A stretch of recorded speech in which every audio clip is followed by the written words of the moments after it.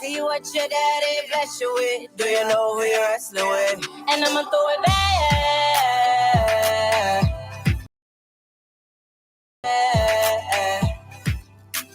And you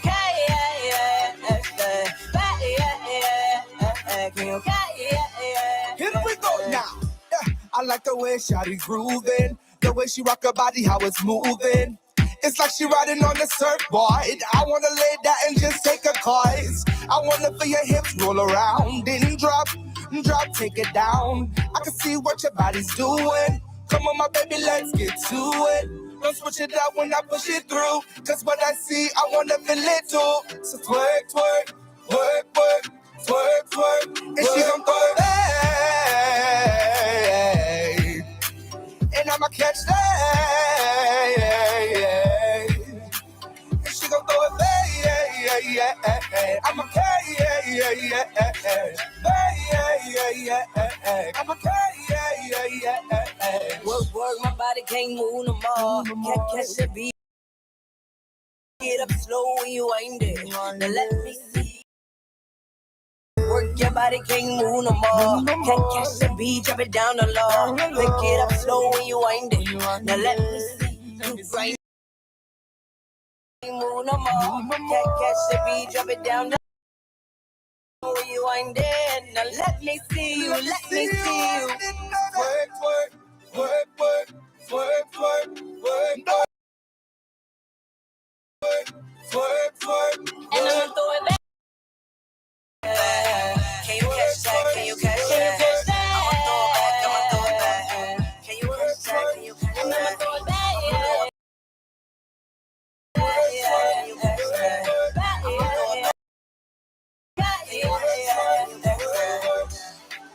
I'ma throw it back.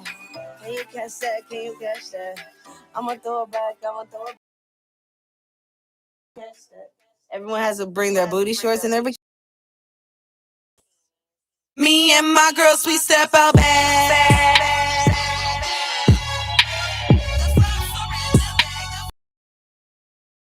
In the back.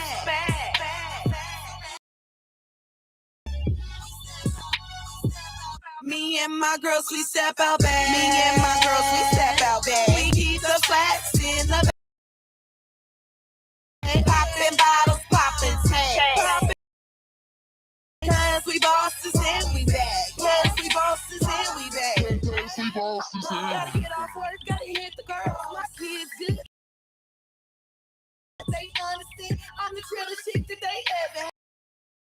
Swag weird, don't like my closet, so I pop a tags. Kill them softly with later rifle. We stepping out and we back. No disrespect to Queen. Get the smelling the bull. We bet and we coming up bougie. Ain't quick to give up that ride and drink, turn it up. Now me and my girls, we step out. We keep the flats in the bag. We popping bottles, popping tanks. Popping bottles, popping tanks. Cause we bosses and we back. Cause we bosses and we back. Me and my girls, we step out back. We keep the flats. Keep the flats in the bag. Popping bottles, popping tanks. Popping bottles, popping tanks. Cause we bosses and we back. Cause we bosses. Look hard, but don't touch. Pretty toes in 6 inches. Flex on deck to check. If you want it, they can get it too. But we came to party, not act a fool. We ladies first, then bad bitch. Melanin. Blaze Asian with the Creole twist. Indian spice to get it right. Bad miss is so misfit. Slow nice, Brazilian style. Hair on fleek and curls right. We show stopping and bottle popping. Twerk, work, no panties dropping. No panties popping. Me and my girls, we step out back. Me and my girls, we step out back. We keep the flats in the bag. We keep the flats in the bag. Popping bottles, popping tanks. Popping bottles, popping tanks. Cause we bosses and we back. Cause we bosses and we back. Me and my girls, we step out back. Me and my girls, we step out back. We keep the flats in the bag. We keep the flats in the bag. Popping bottles, popping tanks. Popping bottles.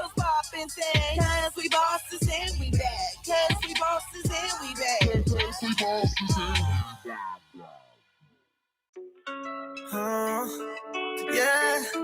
yeah, yeah.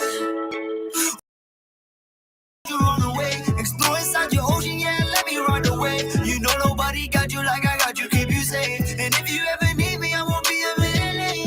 We get down, baby, don't you run away. Explore inside your ocean, yeah, let me run away. You know nobody got you like I got you, keep you safe. And if you ever need me, I won't be a minute late. Gotta keep my guard up, my heart playing defense. But you know we stuck to each other like me and cement. Sometimes when we fight it, I wish we could just leave it. Every time we lie to each other, what do we believe it? I don't wanna fight no more. Pull up on you in the night, do you right no more? From the minute that I met you, yeah, I knew your word. It ain't easy when it's feeling, can you trust my words? I'll pick up my phone and answer your calls. We ain't gotta argue, don't need reason to fall. Your presence is a drug and your love is a buzz. We get down, baby, don't you run away. Explore inside your ocean, yeah, let me run away. You know nobody got you like I got you, keep you safe. And if you ever need me, I won't be a minute late. We get down, baby, don't you run away. Explore inside your ocean, yeah, let me run away. You know nobody got you like I got you, keep you safe. And if you ever need me, I won't be a minute late. When you shoot a tag, you know that I'll slide through. Even when I don't have it, I'll still provide for you. If it ever came to it, I'll sing that out for you. Flew you out to Cali so that we could change the view. My boo thing, we can make it work like a 9 to 5. I'm staying cloudy, yeah, you know you mine.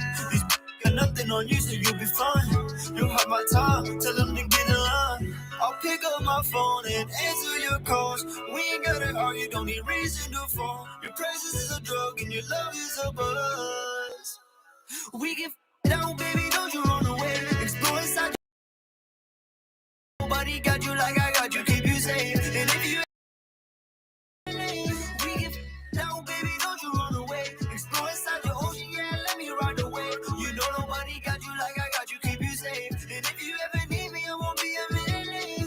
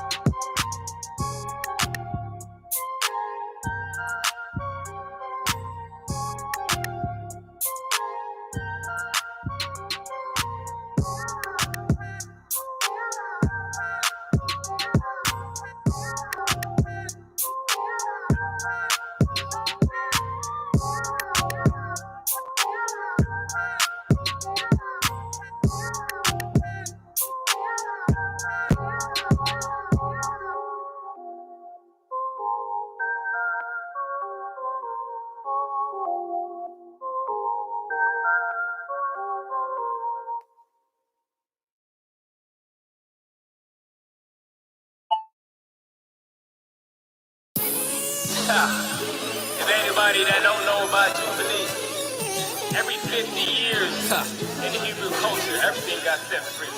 Slaves, your property was brought back to you. You know what I'm saying? Omaha. So spiritually, when Jesus come Women back, Wednesday. Oh, yeah. Jesus' little brother, boss women. Straight out the belly of the beast, all we was some hoe raisers. Slept from the floor to the couch, and the sofa was the 12 gauges. 12 months to get my life right in them big cages. When I gave my life up to Christ, he gave me big faces, big changes, big races. Woe was me. Gave my life to sorcery, do nothing but sobriety. A prodigy suppressed with the things that I didn't try to be. I gotta be insane to deny my God inside of me. Got to be more than a feeling. What I'm feeling, man, I'm feeling like giving to the children. What I'm giving, ears itching cause the sound of feeling. I lead him to the cross with the mark. He gon' sell him, man. Strapped with the sword, I'm a waste. I'm a driller, man. Catch a weight more than the case. Prosecution, a foolish man. It's caught up with the money, cause you're here for tonight, but tomorrow gone with the wind. Set free, it's the jubilee. Was a slave to my sin, but he set the captive free. Thank the Lord that I'm free. Set the enemy, I'm free. Yeah. Set free, it's the jubilee. Was a slave to my sin, but he set the captive free. Thank the Lord that I'm free. Set the enemy, I'm free. Yeah. It's even shameful to be speaking about what they do in secret. Best believe it, when the light hits, who can really be that? Let you feel it, just get listening. You gon' wanna stick it. Any thought of the enemy, you don't wanna think it. It's deceiving when his voice sounds a lot like yours. Heart him slipping, voice skipping when he changes tone. You recognize my voice, he says, screeching with a groan. I continue to rebuke Satan, this is your home, boy. Preaching with command and authority in my voice. Devil gotta leave when I speak, give him no choice. My life is not a game and my body's not a play toy. Jezebel be gone, thank God I'm not a Hagar. Jesus on my mind, I got demons in my radar. Harvest plentiful, what we lacking is the labor. I'ma have a gold plate cup at the table. If you give it headed, baby, then I'll see you later. Set free, it's the jubilee. Was a slave to my sin, but he set the captive free. Thank the Lord that I'm free. Set the enemy, I'm free. Yeah. Set free. It's the jubilee. Was a slave to my sin, but he set the captive free. Thank the Lord that I'm free. Set the enemy, I'm free. Yeah.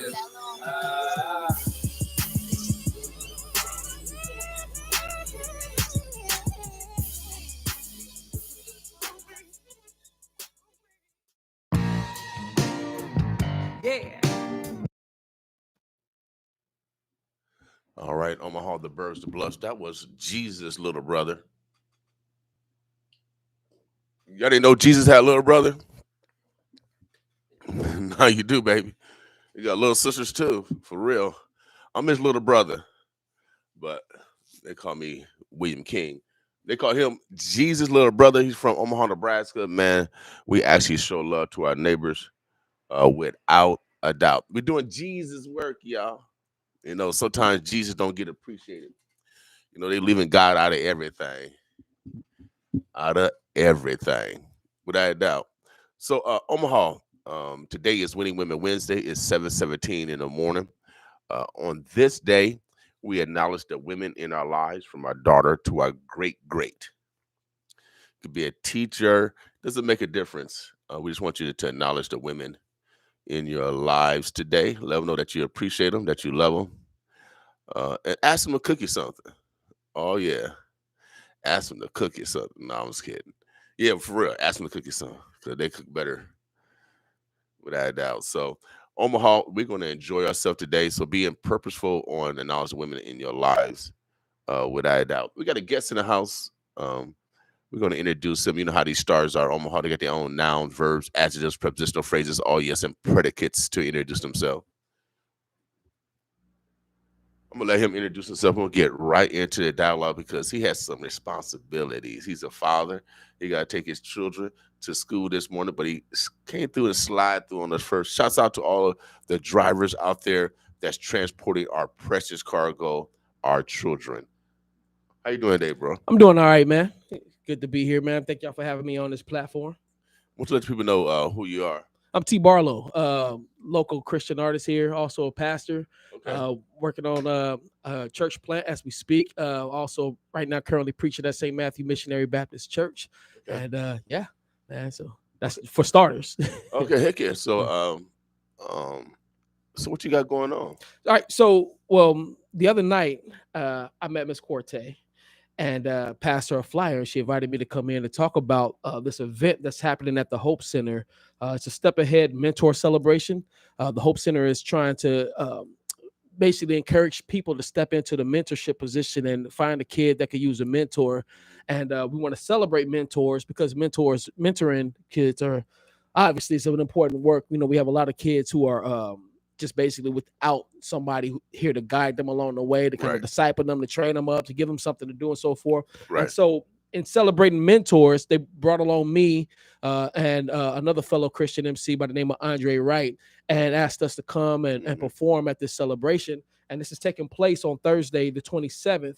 The doors open at 6:30 p.m. and the show begins at 7. It's at the Hope Center. I believe most of us know where the Hope Center is, but just in case you don't, that's 2220 North 20th Street, Omaha, Nebraska, 68110. Like I said, I'll be performing. Andre Wright, my man DJ Flyness will be there bringing the music. It's going to be fun. We're going to have a lot of fun. We're going to be just getting the opportunity. We actually want people to come in and get an opportunity to actually meet some of the children that we're hoping to find mentors for. Okay. And people are able to have an opportunity to sign up and become a mentor should they desire to do so. And so yeah, that's one of the things that I got going on, and that's the most immediate thing, and that's my main purpose for actually being here today is to kind of promote and push that show. I mean, so why do you think? I mean, why now? Why now? I mean, why now? Well, I mean, because we need. Well, I know right now, but why now? Well, so you know, it's funny. Like when you ask that, immediately the first quote that comes to my head, like, is the time to do right is always now. And I think that you know what it is people are finding an opportunity to say, hey, here's a good time to step up and do some things. You know, we can always ask why now. I guess my question would always be like, well, why not now? You know, and so forth. We see what's happening in our communities. We see what's happening. I work with at-risk kids. Many of those kids who don't have somebody to look up to or somebody that's working with them, somebody to guide them. And so, you know, so it's like, it's always a need. There's always a need for it. And so here we are now recognizing that need and stepping into it. Well, you know, a good friend of mine's, I call him, you know, they call me Reverend New Hope. Okay. The only hope you got. But my real pastor who I go to for advice and direction, he indicated that we as family members, aunts, uncles, cousins, grandfathers, mothers, nieces, and nephews should be the mentors of our own families. I wholeheartedly agree. So if we did that with our own families, we wouldn't really need that many outside mentors. You see what I'm saying? I wholeheartedly agree. I agree with you. So again, it goes back to, and since you're a reverend, it goes back to family responsibility. And my first job coming out of college, I worked in a group home, and I worked with 6 children that were displaced out of their home because they were either physically, sexually, mentally, or some type of neglect from their own family. That's so true. We're talking about white, black, male, female. Oh yeah, it doesn't discriminate. Right. So I mean, what are we doing as a society? Because even though we have mentors, we send them back to that same environment a lot of times. And that was my frustration when I worked in the group home. We get them rehabilitated, but then now we send them right back into that dysfunction. Listen, you preach it to the choir, and I wholeheartedly agree with with what you're saying. And the thing about it is like there's only so much that people can do, right? Like the families have to be bought into that transformation process. They have to be bought into, all right, well, we've been dysfunctional this time, now we got to do something different, you know, and so forth. And quite frankly, you're not going to be able to. I always tell people, man, we can't change a person's heart. And we can teach people what's right, and we can stand on that truth, but we can't change the heart. So I'm gonna tell you off top, like as a preacher, like right now I told you we was working on a church plant, and we have some tenants here with this church plant in which, you know, of course we want to be multicultural, not just multi-ethnic, multicultural, which is like on the lowest rung, but then like above that, community oriented, and then above that, grace-centered. Now to deal with that community oriented part, we believe, I mean, as a Christian, I hold firm to the fact that that there's a biblical model that's pushed for the family that actually works. That biblical model is actually strong, in which people know their roles and people are taken care of. They're take care of inside that family. Mhm. So I believe wholeheartedly in dealing with, like, as we start with an individual, we can deal with that individual, but then we can also start working with that individual's family. Mhm. It's not something that's going to happen overnight. It's going to take some time. I wish that the need for having mentors wasn't a need, but Right. the fact of the matter is that it is a need. Right. And some of these kids, and you hear the stories of some of the greats, they'll say, "Hey, listen, man, I didn't have anybody there until this person outside of my family stepped in and poured into me." Mhm. And again, it sucks that that's a reality, but the fact of the matter is that providentially it works. Right. In many cases, it works. Well, mentorship does work. We had the Boys Club. Yeah. We had Project Embrace. Mm-hmm. We had other summertime programs that mentors especially during the summertime. During the school year, it was our teachers and our parents. Yeah. And sometimes our peers and the adults in our community that guided us from getting us out of trouble. But mentors are our neighbors. Yeah. Because that's how I grew up in the projects. When we got in mischievous, we got in trouble by our neighbors, and we got referred to our mothers, and we got disciplined again. Yeah, listen, I come from a community of Black people who took care of you, even if they wasn't your family. My father would tell people at our church whenever we was going somewhere and he wasn't going to be with us, and my mom was going to be with us, he would point to me. He would make sure I heard him say it. He said he would point to me and say, "Hey, if he gets out of line, you get him straight." And so forth. But again, like, that's just that community aspect, and so trying to bring a sense of community to people, it's not a work that's in vain, but it's a work. I woke up this morning kind of frustrated. And you hear people come out of the Bible, well, this is your work, you shouldn't get frustrated. But I'm human. Yeah. Because you do things in the community. People promised, I'm going to show up, or I'm going to participate, I'm going to donate. Yeah, and these are people that you help out. Yeah, you help out in their initiative, but they don't show up for your initiatives or your activities or events. Yeah, and I'm really frustrated because you sacrifice a lot, not only from your family, the time away from your family, the economics you take away from your family to give to the whole, and people don't appreciate it. And these are people that they so-called say that they're your friend or your colleague or your associate. So, I'm gonna tell you my response to that. And by the way, I'm about to say, I know off top, I recognize that my response is far more easier said than done. But my response to that is what we see in the scripture, where it says, "Don't be weary in well doing." I think I think oftentimes think about what it is that we're pushing for. Like, if you wholeheartedly believe that what you're doing is a good work, that it's going to change somebody's life. Granted, that maybe you're going to get those fickle people. People are fickle. And as much as I love my neighbor, I know what it is, and even now, like I have my shortcut. We all, we all got our areas in which we fall short and so forth. So I trust people to be who people are, but if I say that I'm setting out to do a good work, it's I'm not doing it because I'm expecting a payoff, if that makes sense. Like, I'm doing it because it's a good thing to do, and I will hope that somewhere along the line somebody was inspired by it and says, "You know what, I'm gonna go off and I'm gonna do something different." I hope it kind of like it dominoes, right? From that perspective, that might be so, but from God perspective, what should a person seek? You said don't be weary. And I've kind of yielded from the Bible because I felt back when I was 18 that I was being subjected to a doctrine that I didn't know because they came from my masses, and I seen what condition that we were in, but yet we still carry. Yeah, and that's a fascinating conversation that I would love to one day talk about, because that's a rabbit hole we don't want to go down today because we ain't got the time. But what you're saying though is, again, it's something really crucial, I think. And because a lot of people are in that kind of purgatory right now. How you mean? I'm sorry. They kind of in between, because we got some of the youth that have never been to church. Oh yeah. I see what you're saying. That never been to church, don't know about God because maybe their family members never had that experience from their parents. So we're missing the connection right there. And then also their parents were abused in some fashion. Mm-hmm. So that information never got wholesome information. Yeah, that healing never took place. We never dealt with it. Yeah, right. Again, you're saying a lot, and I think you're saying like a lot of good things, and I think you're being really genuine and honest about certain feelings and stuff that not just you, but a lot of people actually have.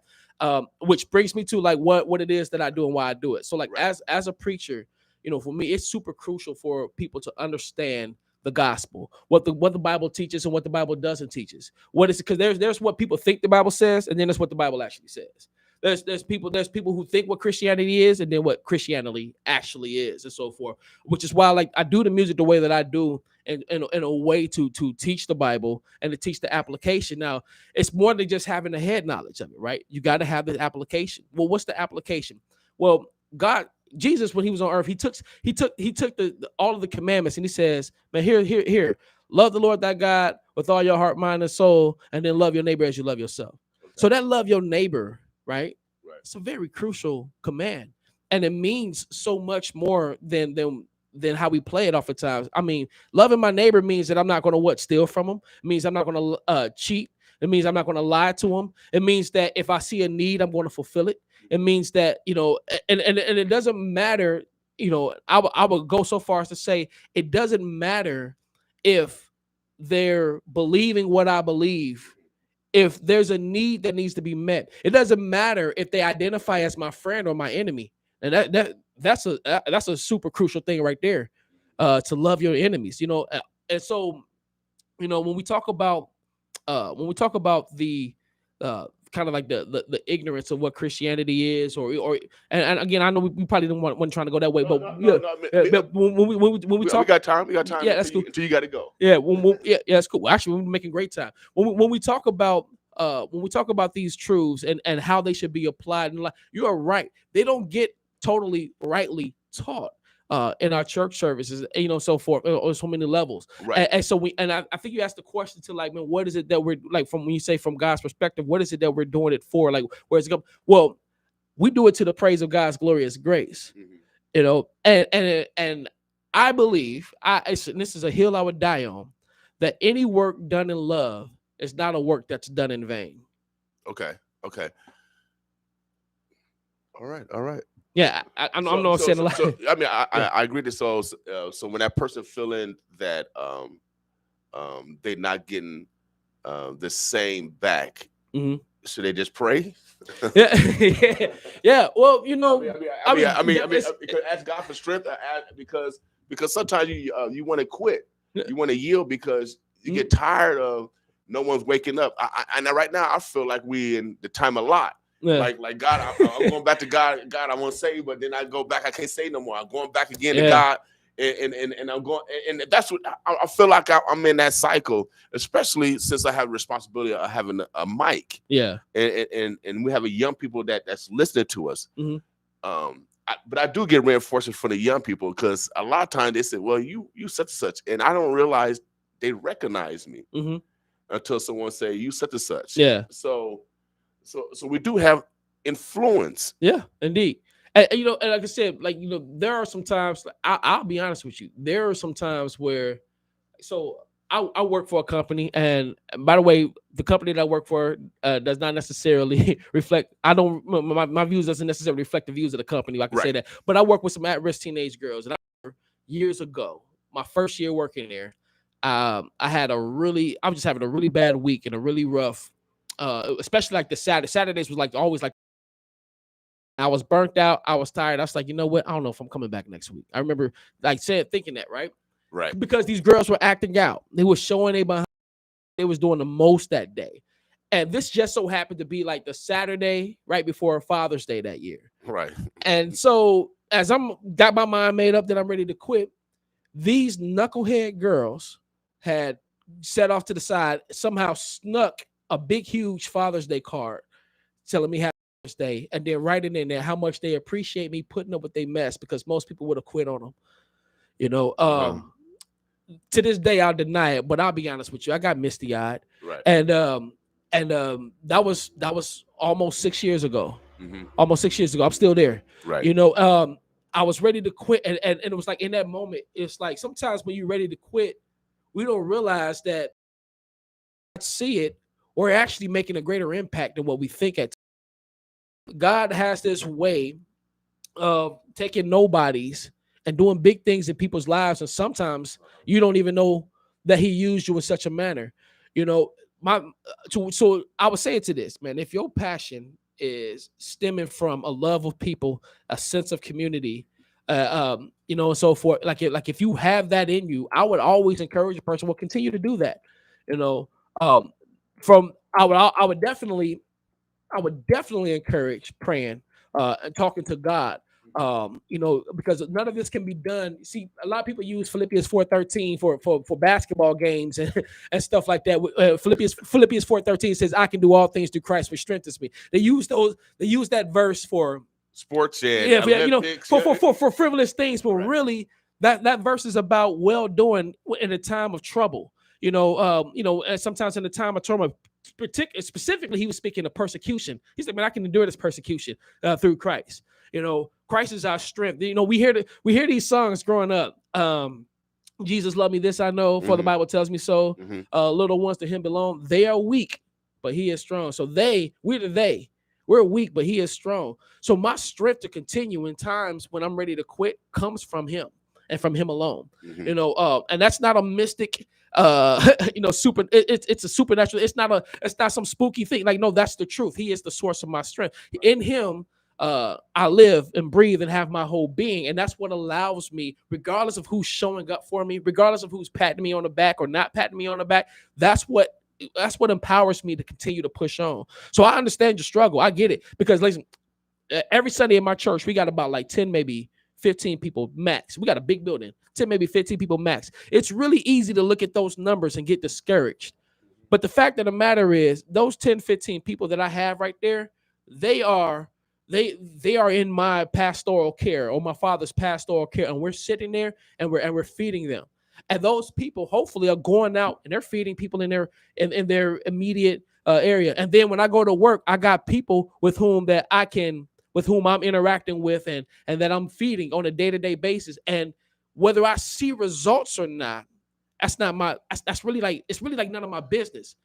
You know, it's really more so like, man, we're going to leave that in God's hands. But in the meantime, what I'm going to do is I'm going to walk in love and obedience, and I'm going to love my neighbor. And anything that I see that my neighbor needs, I'm going to give it to him, even though that same neighbor may not give it back to me. Right. Because I'm not doing it for a payback. I'm doing it because I love you.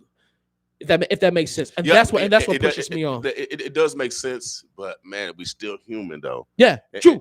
And we still want appreciation, acknowledgement. Definitely. I agree with that. Yeah. And for our efforts. And so that's why, you know, I try to give people their flowers while they're alive versus sending it during their eulogy. Yeah. No, yeah, right. No, and again, that's I believe that's another way that we love our neighbors, by pouring into them, encouraging them, showing some appreciation towards them. You know, that's a loving act. You know, and you're right, we are humans.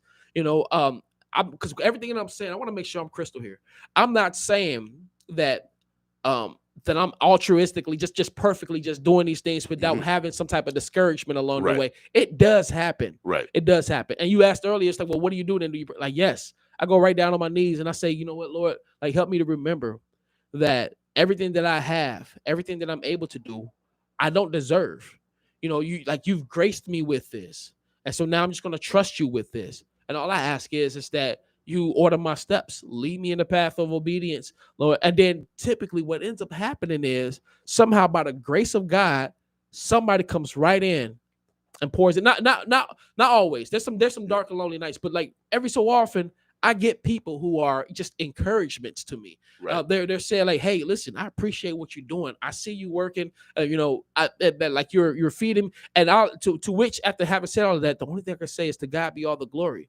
Because if it had not been for him, if it had not been for his work that he's done in my heart and in my life, which, by the way, is not a life of luxury, which is not a life of lavish living, which is not a life of excess and so forth, but rather a life that has meaning and abundance, you know, and I mean, you know, said like I don't know how to explain this. It's not a material abundance. It's more Right. like a spiritual abundance. For everything that he's done in my life, all the glory belongs to him. And in return, because he loved me in such a manner, I'm loving God. You know, I choose to love him back and love my neighbors in the process. And so those, we got them old church songs. I don't know if you ever heard them. My body gets tired and the soul needs a resting. Mhm. You know, those songs are real. Right. Like sometimes I get tired. There's sometimes there could be some sleepless nights, Mhm. you know, and so forth. Those things happen. You're right. We are human, Mhm. you know, and we do feel human things. But I let those moments drive me to the throne of grace. Okay, so you pray. Yeah. So I'm gonna try that, y'all. I'm gonna try that. Thank you for the Hey, listen, you know what? the Hey, recipe. I want to make sure, man, you get my contact information, man, because let me tell you, like, if you need to vent, if you need to talk, you need some encouragement, you call me. Make sure you call me. Right. You know what I mean? We because you know, I'd want to see you grow Mhm. in this, especially when it comes to like knowledge and holy. We got some interesting conversations that Right. we can have and so forth, and I'd love to have them. And we're more than welcome to have you. Bring all your questions and so forth, man. I just want to make sure you know that's welcome. And Right. I want to extend that to you, man, because you're my neighbor and I love you. Without doubt, man. I appreciate that love.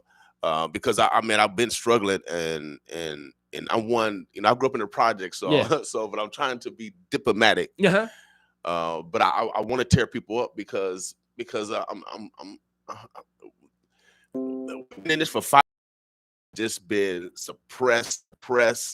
When are we gonna start showing love to each other, giving a little to each other so we can advance a lot? And Yeah. I'm just really frustrated. We got people that got degrees, that got money, Mhm. like all these tools that can guide our people, but we're still going through the same thing. But I'm glad that you came through this morning because I Yeah. do feel a lot better. Well, praise I God, man. I do feel a lot better because man, Yeah, because I want to yield from friendships. I want to limit my circle even more. Yeah. I'm really just frustrated right now. Yeah. I'm sick of fake promises. I'm sick of lies. I'm sick of people that I supported and they don't support. Yeah. I'm sick of I'm just sick of it. I'm tired of it. So I said, maybe God, I might need to just leave for a little bit. I need to go to the desert and just it just has a long time and Yeah. be quiet. I think I really need that because I'm this.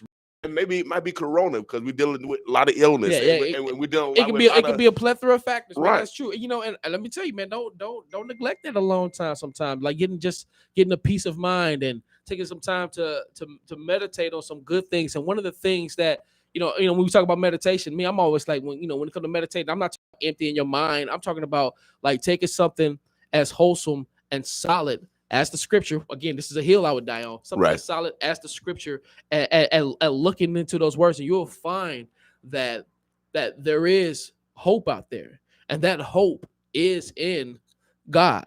The hope is God. Jeremiah 17:9. You know, people always talk about follow your heart, but Mhm. Jeremiah 17:9 says the heart is desperately wicked and deceitful. Who can know it but God? You know, and before that though, it says, cursed is the man who trusts in flesh. And as you can see by your own admission, when you trusting in the flesh, like when you trusting in people, Mhm. people will let you down. And Yeah. and it's just the reality, you know. Right. And even sometimes even ourselves. I don't know your story, but I can tell you. I got my own self now. Yeah, you're right. Right. Yep. You know what I'm saying? Like you know, but he says, right behind that, it says, blessed is the man who trusts in the Lord, whose hope the Lord is. And again, it's reading those things and seeing God work in my life and in the lives of others. It lets me know, like, yo, like there's some solidarity here. Mhm. You know, yeah, people out there may break promises, but God has never broke a promise. And sometimes we gauge things because we're temporal minded. Mhm. You know, we gauge things based upon what we're seeing in real time, Right. not realizing that here we have this eternal God who is working things for the good of those who love him. Like he's working it. Like we don't get it in the moment. Again, I want to go into a full-fledged own sermon about what the enemy means for bad, God works it out for our good Mhm. or whatnot. But it's we grade God's performance based upon what we are experiencing in the moment and not realizing that God is like, he's playing the most advanced cosmic chess game. Like he's infinitely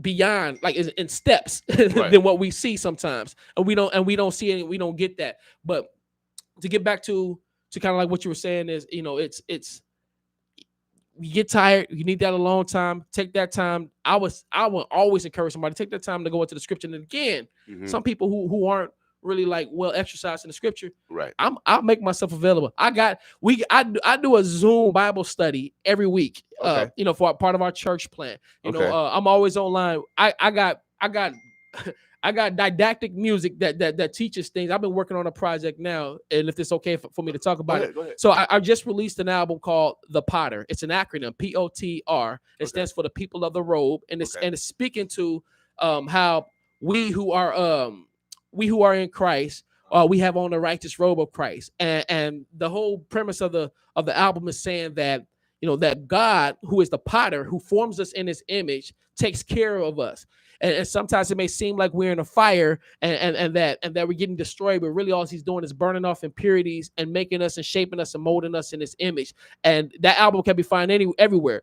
And so I got it's a 3-part project. I'm working on mixing and mastering the part 2 right now, which is called The Walk. It's the Potter, but it's called The Walk. And it's all about our walk with God and how along the way we are going to have some setbacks. We are going to have some struggles. We are going to have some troubles and some trials and some tribulations, but God is right there with us throughout the whole ordeal, keeping us, sustaining us, providing for us, loving us, protecting us, saving us. I mean, He's doing so many things that oftentimes we don't see, but if we were to look at our circumstance, we think that He is not there. Like, no, He's there. Right. He's right there beside us. And then we get to ask the question, well, why, God? Why do I go through this? Well, why did His Son have to suffer for us and not stand on the cross? So we can ask all of these questions and so forth.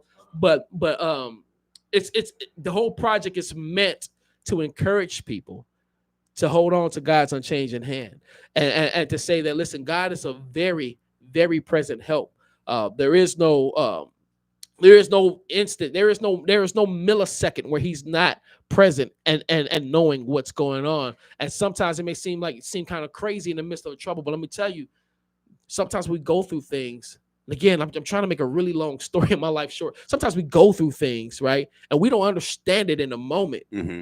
But what I've found is, as time progressed, that those things that I went through strengthened me and prepared me for something else. And it also equipped me to be there for somebody who's going through the same thing. So your frustrations right now are real frustrations. I recognize your frustration, on that and so forth. You have a real, but as you get through this, chances are somebody else is going through and feeling the exact same thing. And at this point, you'd have found that, hey, staying the course is worth it. And you'll be able to encourage them and say, hey, listen, I know what you're going through. Let me help you walk through it. And by that, you'll still be continuing to do the work that you're doing, but also at the same time, you're pouring into somebody else who later on down the line may have to pour into somebody else, who later on down the line may have to pour into somebody else. You see, we talk about generational curses and all this other stuff. Well, I'm talking about here now, it's like, man, let's do some generational blessing. Without doubt. So we just let's counteract this by let's doing something different. So if you know that what people are doing on this side is wrong, well, let's do something different. Without doubt. Omaha, the Birds, the Bloods, the NOI, Nebraska, Omaha, Iowa. We're talking to Reverend T. Barlow. He has a special event coming up this weekend. He's gathering this weekend on the 27th. 27th. Yeah. So go ahead and explain again to us. So again, it's a Step Ahead mentor celebration at the Hope Center. It's on Thursday, the 27th. Doors open at 6:30. Show begins at 7:00. It's at 2220 North 20th Street, Omaha, Nebraska. I will be performing there. So will Andre Wright. Shout out to Andre Wright. He's working really hard. Got new music out there. Y'all make sure y'all search both of our names up, Andre Wright, and then T. Barlow. You can find our music everywhere. Shout out to the people at the Hope Center, Mr. Holmes, for putting this together. We're looking forward to just having a good time. This will be an opportunity for people who are interested in mentoring kids, or even if you feel like you're not interested, still come through and come check it out. You get the opportunity to meet some of these kids there. I think the Hope Center has some kids who are desperately in need of some leadership and some mentorship, and Hope Center is doing the best job that they possibly can. We need people to step up. We talk about what's wrong with our communities. Here's an opportunity to do something, no matter how small it is, to do a little something to help make it right. And that's what it is. Like, everybody steps in, do a part, and so forth. So we hope to see you there. It is free entry with the RSVP on Eventbrite. I'm gonna be honest with you, I don't know what that means. I don't know. Reserve something. Yeah. Reserve something. Reserve your spot. Yeah, sure enough. So yeah, my fault. And I've been saying it's the Hope Center. It's the Shinzo Community Center. So it's same thing. But boys club, old boys club. Right. Yeah, oh my goodness, we throwback. Yeah. I remember the old boys club. Yeah, got into a lot of trouble back then. Actually, I think that's what's necessary. Wasn't really needed. Mm-hmm. I think we need a boys club similar to what Girls Inc. has, and you've seen the benefit of Girls Inc. Since it has been conceptualized. I mean, they got a hospital in there, mini hospital. Really? They got a lot of stuff for those young girls. We don't have nothing for our black boys. Yeah. And that's needed, man. And maybe that maybe some our funding need to go back to some fund of the boys club. I know we got the Boys and Girls Club, but it's different. It's different quick because when you got girls create a different atmosphere. Listen, you ain't got to tell me. Boys. I work with girls. You ain't got to tell me. I already know. It's different. Right. But we had those boys clubs, man. We were tough, and the men that we had working with us, and even some of the women. Yeah, shout out to Miss Knight. I'll never forget. Like, Miss Knight was tough. Right. Yeah, it kept us in line. Yeah, we had great mother and father figures that participated in our growth. Yeah, indeed. Mr. Johnson, I believe, right? And they were the top mentors. The boys club was the top mentor of our community because parents just dropped the boys off and they had nothing to worry about. Yeah. We ate, we participated, and iron sharpened iron. Yeah. But sure enough, man, I was actually really a good time back in the day, man. We learned conflict resolution because we got all boys. You're gonna have some conflicts. Sure enough, we learn how to conflict resolve. Yeah.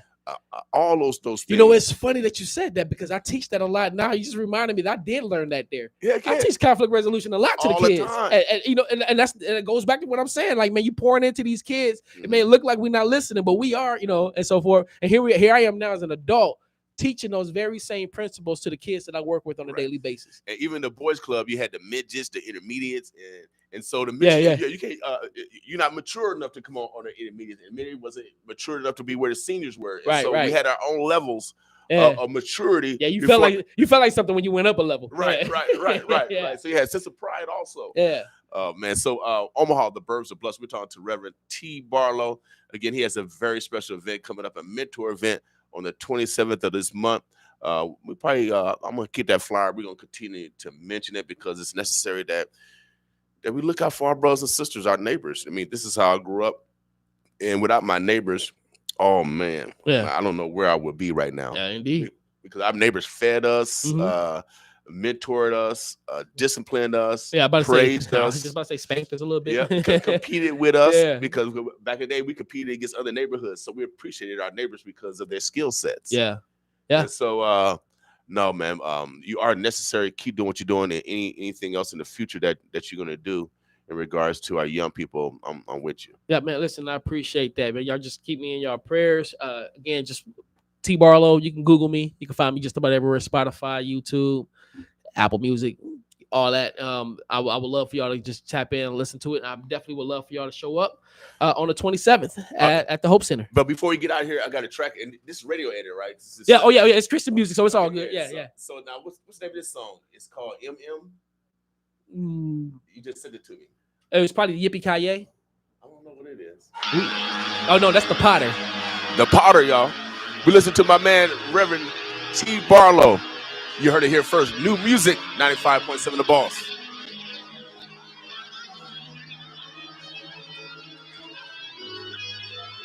And all around the globe, be the people that he knows, but the people that he chose, be the people of the road.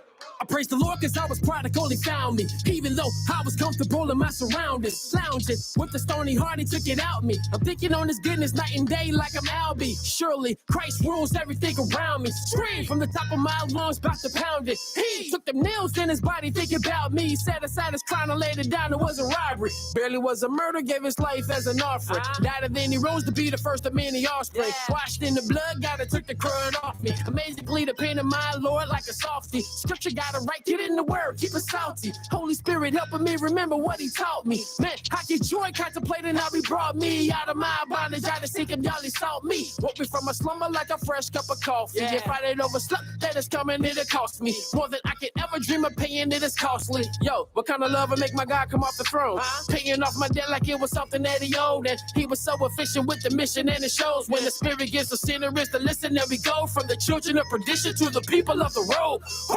Yeah, we the people of the road. Woo! Yeah, we the people of the road. And all around the globe, be the people that he molded, but the people that he chose, be the people of the road. Hey, and I ain't gotta wonder how I kept from going under. My God has kept me from the penalties of my blunder. Always with me, y'all. Father never leaves. In November, the devil thought he had me, and I did too. Until the Father came and grabbed me and brought me to the throne of grace, where he erased my sin and made me new. And now I'm never one for looking like what I've been through. Regenerated, no mistaking why I sing these tunes. I've been renewed by the scripture when I peep these truths that was given by the Spirit. That's the way he moves. It's like the wind, you never know where he gonna go next. But everyone he selects, you see those effects, kid. You walk around looking like the resurrected, no longer there to sin and living like direct shit, but rather now living like his precious blessed.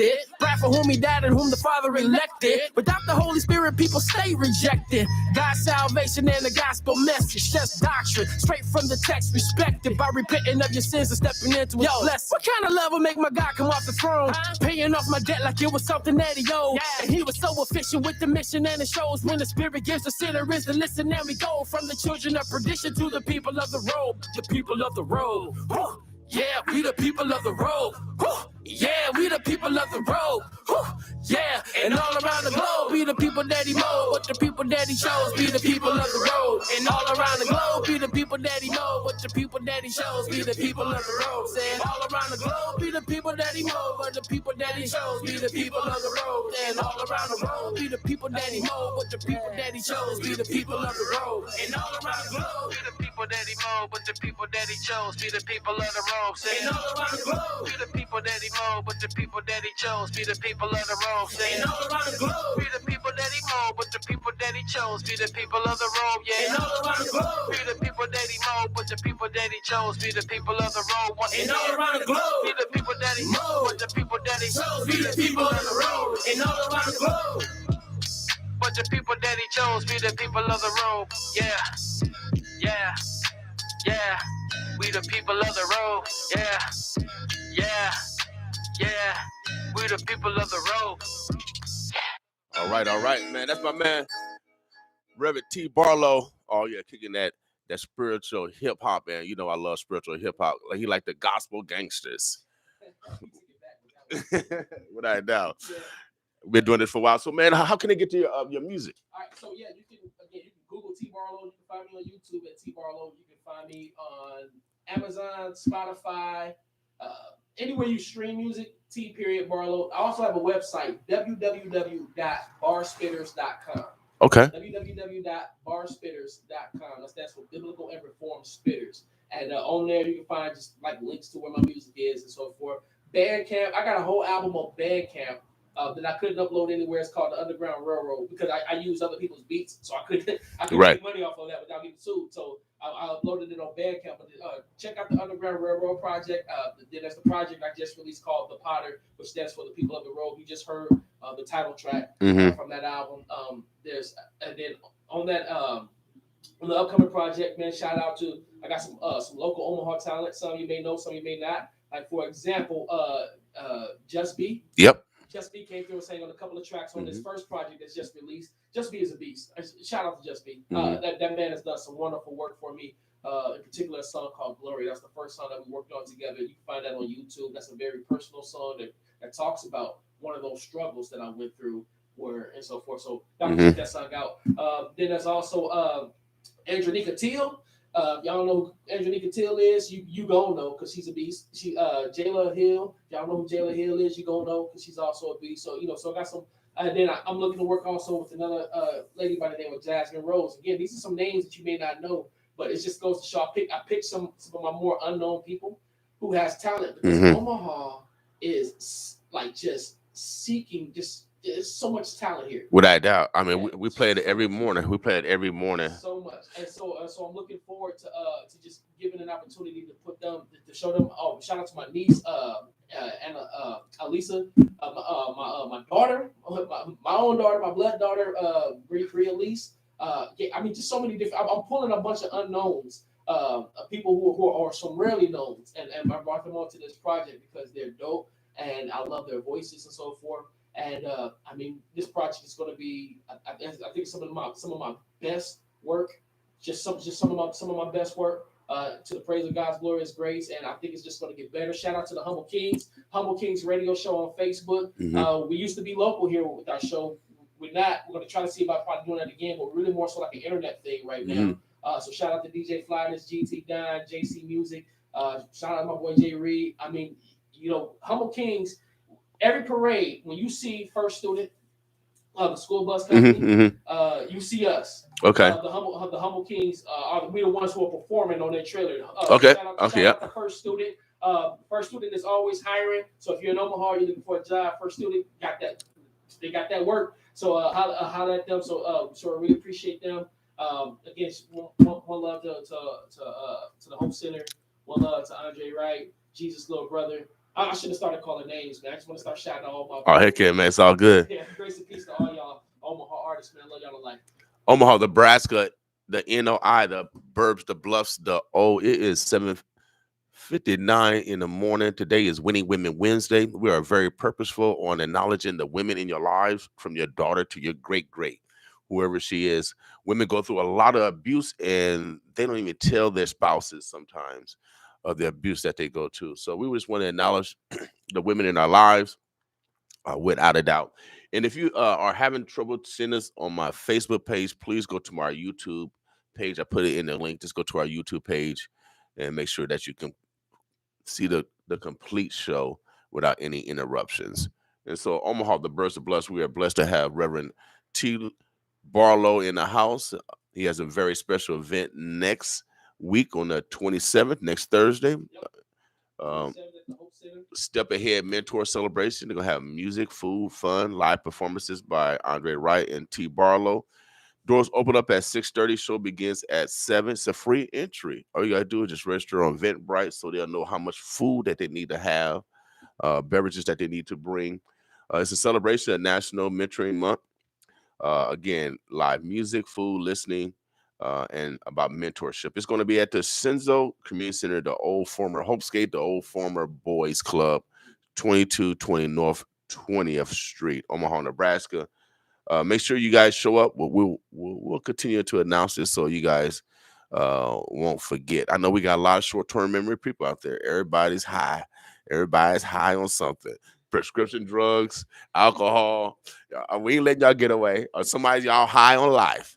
Somebody said, I'm high on Jesus. Heck yeah, you're high on Jesus. Yeah, heck yeah.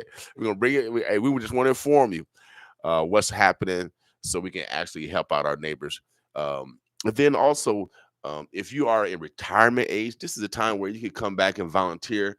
How can you retire on life when you have your own nieces and nephews, your own cousins, and your own family need your guidance? You work for the man, you work for the establishment, you work for the other people. Now let's come and work. Let's do a little work with our own families, and we turn our back on our own families, and I believe God is not going to forgive us for that. There's actually a scripture about a man who doesn't take care of his family, said he's worse than an infidel. And so so it's God cares about the family. The family model glorifies His image. So so family is very important. And sometimes, again, I know we got a lot of toxic things that are happening in our families and so forth. Well, this is a hill I would die on. The gospel that brings our sin into conflict with God's righteousness is the solution. And that's a lot of what I talk about, like in the music and so forth. There is no solution when it comes to our brokenness outside of Jesus Christ. When it comes to our sin outside of Jesus Christ. Again, this is a hill that I would die on. And so forth. And so that I agree with you. I want to see our families healed and restored and so forth. So that's my prayer. Anything else, big brother, before you get out of here? I know you got some responsibilities. Oh yeah, I do got to get out and get my kids to school. So only thing I want to say is, man, listen, God has been great. I give Him all praise and glory for everything that you can call good about me. Everything that you call bad, that's me. That was my fault. And I just hope and pray that you guys show up to, if you're here in Omaha, show up on Thursday, the 27th. And then also just make sure y'all go out there, just support y'all local artists, man, Christian artists and just the local artists around the city. Just make sure that we, that we just kind of pouring into each other, man, because this is, some of us do it for fun, but at the same time, man, like some of us really got something that we're trying to say, and that we want to try to pour into the ears, man. We trying to be like the Sam Cooks in the world, without a doubt, and move people to be different. So, man, if you see people doing wrong, do differently. Without a doubt, without a doubt. And since you mentioned Sam Cooke, a change is going to come, without a doubt. Omaha, heck yeah, Omaha, the Birds, the Bluffs. We've been listening to Reverend T. Barlow. He has a very special event next week again. Step Ahead Mentor Celebration, music, food, fun, live performances by Andre Wright and my man T. Barlow. Next Thursday, the 27th, doors open up at 6:30. Shows begins at 7. It's free. It's free. It's free. But make sure you guys go register on Eventbrite so they can get a good gauge of how much food they need to bring, how much beverages they need to bring, so everybody will get full. Oh yeah, I hear the bellies growling right now. I hear the bellies growling. It's going to be at Senzo Community Center, formerly Hopescape, formerly Boys Club, 2220 North 20th Street. Make sure you guys come out and support without a doubt. Brother, I appreciate you your words and encouragement. I feel a lot better. I think I'm going to pray. I'm going to go to my sauna and meditate and pray, because oh man, it's tough trying to heal or when they don't want to get healed, or as my friends would say, you can bring a horse to the water, but you can't make a drink. That's all right. But listen, I'm glad that I was able to be of service, man. And like I said, I'm standing by what I said. I'm about to shoot you my number, and you give me a call. I listen, because you know how people are, right? Mm-hmm.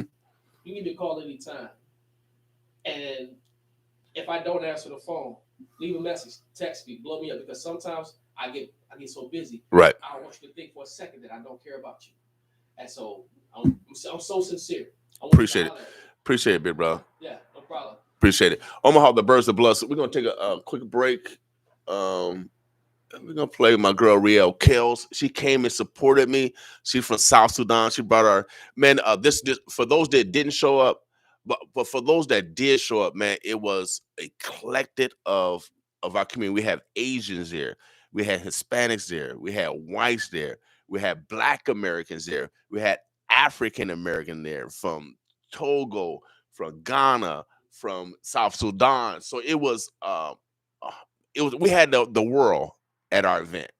It wasn't an all Black event, wasn't an all white event, wasn't an all Hispanic event, wasn't an all African. No, we had the world at our event. And so I appreciate those of diverse ethnicities coming to hang out with the boss, without a doubt. And for those that missed it, you still can cash app us, because it was a fundraiser.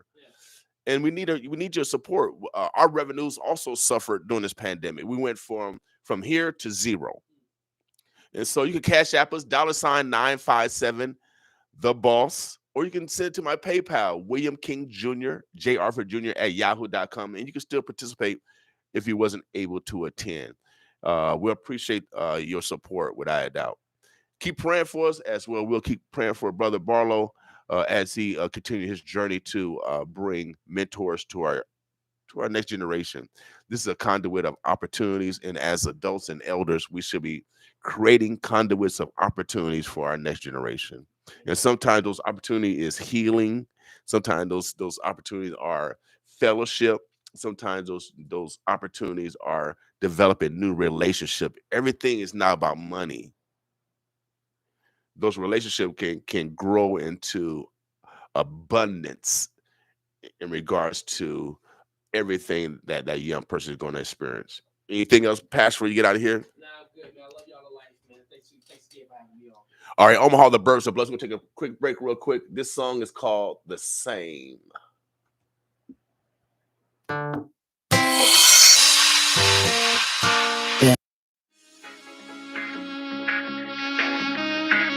Riel Kells, my man Sherman. Oh yeah, they collabing. South Sudan, Omaha connecting. Boss with me. This one's called We the Same, y'all.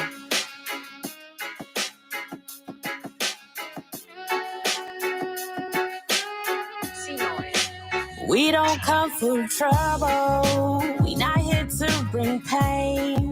We only want our freedom. We're tired of these games. My people in the struggle. We have so much to gain. Only if we realize we are all the same. Yeah, yeah, yeah, yeah. I'm not here for no trouble. That my people is tired of brainwashing mind games. From that we was at a disadvantage. Well, if you believe in his story, that was my understanding. We descendants of slaves, but now they keep stressing we free. With all the agendas, they still pushing lack of unity, like you and I could never be. Subconsciously taught true enemy, but now I know we guys with mental higher ways of thinking, and we was free before slave ships and Abe Lincolns, and Martin tried to preach us, and Malcolm tried to reach us, and Rosa Parks showed us that we really don't have to give our seat up. Somehow we fail to see the power of our true potential, except it's still wanted from people proving that they still against you. We need to heal ourselves before we try to integrate. Remember, everything is not food we that get put on your plate. Trouble. We not here to bring pain.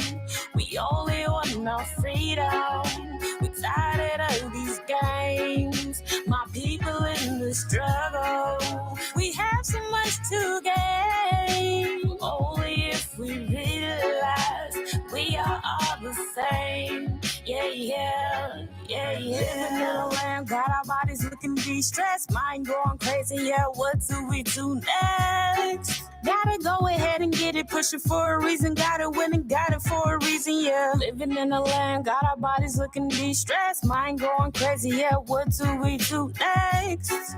Gotta go ahead and get it, push it for a reason. Gotta win and got it for a reason. My people bleed out, but why we bleed out? Kids is deep in. We don't come for trouble. We not here to bring pain. We only want our freedom.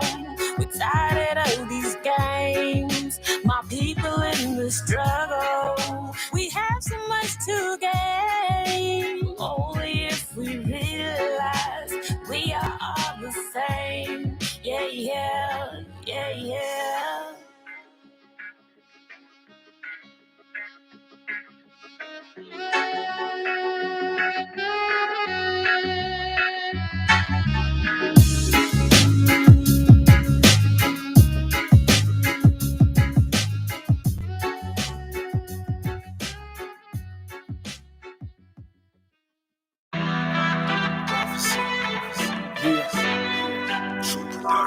Walk with me. Take my hand. 5 steps away from my porch, headed to the corner store. Could already smell the aromas of death, lust, and hydro. While kids playing out in the streets, making one to pop their mouths, talking disrespectful. Hell, you never see their parents around. A block away from my crib, walking through a gang slang and gang bang. Lost souls repeating the same things. Really wish that I could move right now, but I can't. So since we're both here, maybe you could take my hand and walk with me. Come with me through my hood. Come on and take a walk with me. Where redemption ain't all good. Take my hand, take my hand. Baby, if you take my hand, finally then you'll understand. Baby, if you take my hand, finally then you'll understand. About 2 more blocks to go before I reach my destination. Perspiration, 97 degrees, I'ma need that hydration. Contemplating for the first time I'm buying a strap. Cause only 50 feet from my current stance, but it's getting jacked. And I can't do a thing besides walk on by. Because I don't have some heat like they do. Yet and still my heart cries. Only 1 more block to go to finish my mission. And it's my favorite block cause it's sister that I've been feeling. Hey, what's up, Aisha? Damn, what happened to your eye? But I would be a lie acting like it's the first time. Only once can you play victim when you find that someone's toxic. After that, you're a willing participant in all the night. She replied, I really wish that I could leave, but I can't. So since we're both here, maybe you could take my hand and walk with me. Come on and take a walk with me.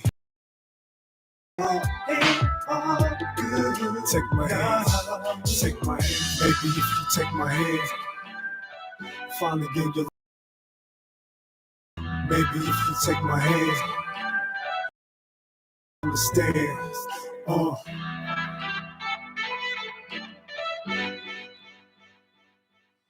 All right, Omaha. I want to appreciate Reverend T. Barlow for coming through.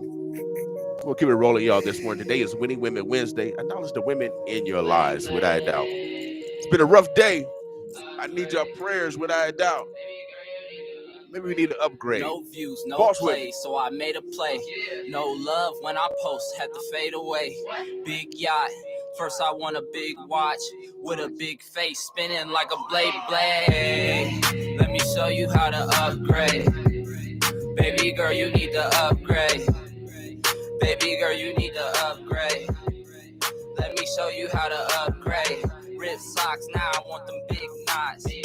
Kick dots, all I know is get guap. Gassed up like a quick shot. Let me show you how to upgrade. If I take the stand, then I'm gon' lie. Cause I know that justice isn't colorblind. Sitting shots, thinking that he Columbine. Call a bro, bring the carbine. Realize my potential, ain't no chasing no hope. Long climb to the top, don't bring down essentials. Certain lines you don't cross, who could with the sauce. Wanna chain that look like her. Baby look like Killer Frost. Why? She gon' go until she call. She hit my line to get it. Wanna chain that look like her. Why? She gon' go until she call. She hit my line to get it off. You know it's off, then I know it, so I more pass, cause I feel like a baller. She didn't want me, gotta charge it. Yeah, I gotta charge it. No views, no play, so I made a play. No love when I post, had to. First I want a big watch with a big blade. Let me show you how to upgrade. Baby girl, you need to upgrade. Baby girl, you need to upgrade. Let me show you how to upgrade. Rip socks, now I want them big knots. Kick dots, all I know is get guap. Gassed up like a quick shot. Let me show you how to upgrade. No water, but I drip. Upgrade, now I'm boss, yeah, I'm lit. Bruce Wayne, but I came with a loose chain, make it rain. You a Dane, I'm a pick, yeah, only cash on me. I be looking like a bank, cheese on me like Ginobili. I was quiet, now I'm hungry. One designer on my way, Jack boys hit the safe. I want a chain that look like how. Baby look like Killer Frost. Why? She gon' go until she call. She hit my. Yeah, I want a chain that look like how. She look like Killer Frost. Why? She gon' go until she call. She hit my line to get it off. Yeah. Yeah.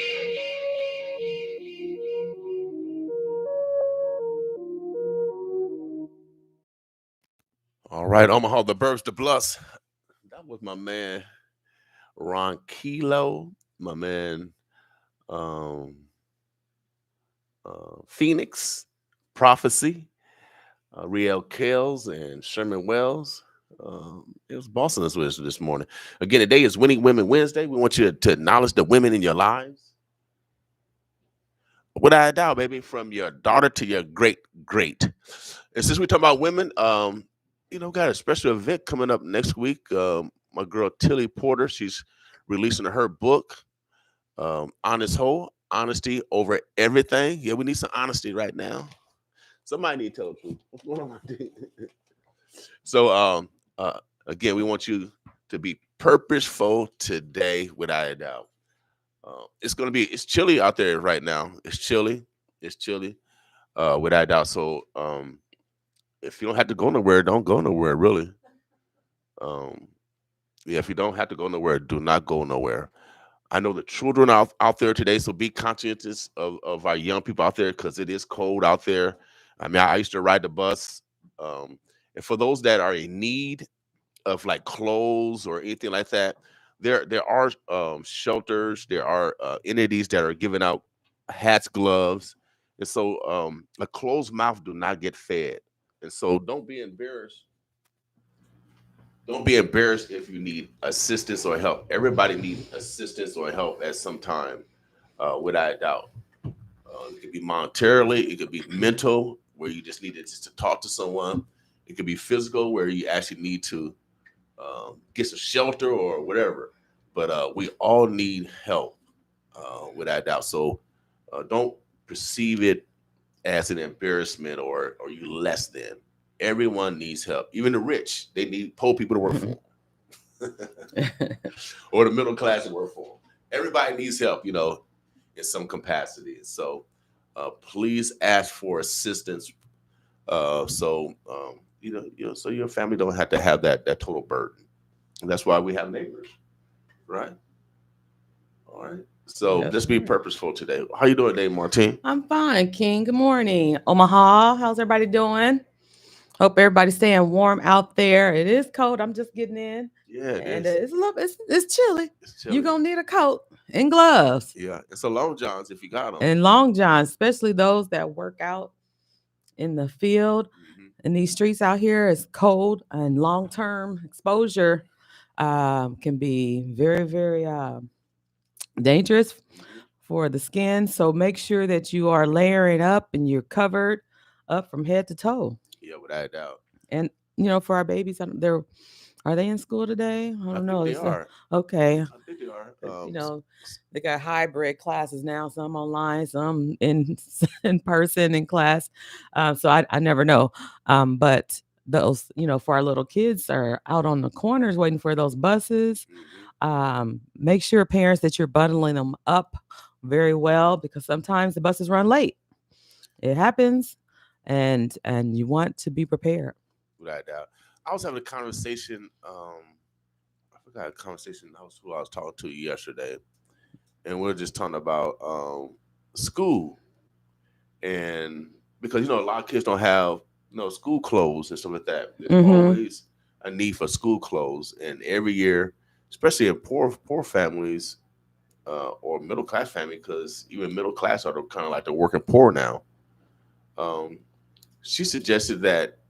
I think they do this in Houston. All the kids in Houston in public school wear uniforms, similar to the Catholic schools. Yeah, I think that would be a great thing to transition, because, of course, it'll cut down on violence per se, the teasing, and then also it'll equalize everybody financially, because all you have to do is buy 5 uniforms for the whole year. And as they grow, they can swap it out. The school can for those that have graduated, they can donate all this stuff to the school. And for those that don't have, they can recycle. Exactly. And then there'll be a lot of, because when I hear in schools that the young ladies are wearing provocative stuff to schools. To the public schools. Yes. And for boys. That's why we had the boys club. That's why it can't cause a lot of distractions. Is that what you're talking about? Yeah, it causes a lot of distractions and chaos and conflict. And so, pound the back for the Boys and Girls Club, but we need a boys club with just all boys, similar to what the girls does with Girls Inc. I think it's necessary, even in school age, because my son went to Jesuit, all boys. I thought that was a great opportunity to stay away from girls, but also to, sharpen iron. I agree. My daughter I pulled her out of OPS at 3rd grade and put her in parochial school, which is the Catholic schools. She went to Sacred Heart right here down the street. Yep. Okay. And it's that was elementary, co-ed. And then she went to all girls Catholic high school, Mercy High School. And it was the best thing for her and the best decision that I made as a parent. Right. Because they were in uniform. I didn't have to buy clothes. I didn't spend a whole lot of money on clothes. Right. And then after, so there was no, all these different challenges of who can wear the best clothes or the best, whatever. So we didn't have to deal with that. She didn't have to deal with that. She could focus on her lessons. Right. And then there was no boys, so there was no distractions there. Right. So she didn't have a chance. She didn't have a chance but to study. Right. And so she became a scholar and went on to college, and she excelled in everything she does. She's bilingual and everything. So kudos to Catholic schools. They prepared them for college, unlike public schools. Right. And I will say that. Unlike public schools, these Catholic schools prepare them for higher education, and their homework was a little bit more challenging and from public school. So I know because I had her in public school, and she got lost because she had to enroll in like Title I reading because her reading, she was behind, and in public school she got lost in the sauce, as we say, because there just wasn't that focus on her and her ability or lack of ability, I should say, in the reading portion. But when I switched her over, big difference, and we got her in the Title I program, and for Catholic schools, the Title I program, which is administered through Nebraska Department of Education, came to that school to administer that program. Okay. And so it was a game changer. And so, and with me being, a scholar, you should say, in education, I was on her. I was like, you're going to learn, you're going to get past this. And she, some students are diagnosed to be like dyslexic. It's hard to say. Dyslexis, I think. Dyslexia. Dyslexia. So they read from the right to the left instead of left to the right. Right. So we got her through that, because that was a struggle, and that's why she was behind in reading. Right. And so and so with reading comes interpretation too. So that was difficult. So she wasn't understanding what she was reading. She wasn't comprehending. Right. So that made a big difference. Kudos to Catholic schools, that it really helped us as a family get through what she was dealing with. Right. And like I said, now she's a student, college, grad, and everything. It's because of have more one-on-one attention. It was smaller classes, but their focus, they had homework. It had homework. They had homework. Even in grade school, my son had. Yeah. It was color or write some letters. They had homework, right. And they were responsible for completing the homework and bringing it back. So they was trained early. Yes, so and so go to college, by the time she got to high school, she was ready. Right.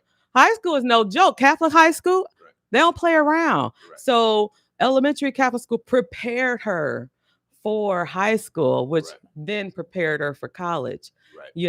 So if they wanted to go on to college, but it was just a training. And so it wasn't a struggle for them because they were molded young. Right. And so, homework, okay, we already know. We already know, So it was like they didn't know any difference. And so, I just employ parents to take their children's education into their own hands. I was just at an event on, yesterday. Was it yesterday? I missed it. Yes. Yes. Right. Yes. 2 days ago. Yeah. I see Dr. last night. Yep. Dr. Griffin. They were on the show last week. And Shamika, and they have this co-op, Dr. Griffin. I know her from OPS. She's a former OPS elementary principal. So she's the founder of this homeschool co-op, which I think is a phenomenal thing, because again, parents are taking their kids' education to their own hands. And so if you choose as a parent to homeschool your child, then so be it. And it's you can do it. Right. No one can stop you. You fill out a form. From what I understand, it's the process. You just fill out a form. Let the Nebraska Department of Education know, hey, I'm homeschooling my child or my children. Now, and it's approved. Now, are they getting the benefits from the Department of Education, like children that are going to OPS? Are they getting full vouchers? Are they getting The subsidies period. Yeah, any resources? That part I don't know. Far That's as a great books, question. For books and Yeah, that's a great question. Just like the story I just mentioned with OPS, or excuse me, Sacred Heart being a Catholic school, they were able to tap into the Title I reading, and then they had Title I math as well. That was from the Department of Ed. Right. But they, as a Catholic school, they were able to get those resources. So they, this co-op may have the same situation or access. I'm not sure, but that's a great question. I'll ask Dr. Griffin if that's. But we want to make sure that they're getting supported. Those resources are important, so that and I believe, now that I think about it, homeschool, you are able to tap into resources from OPS.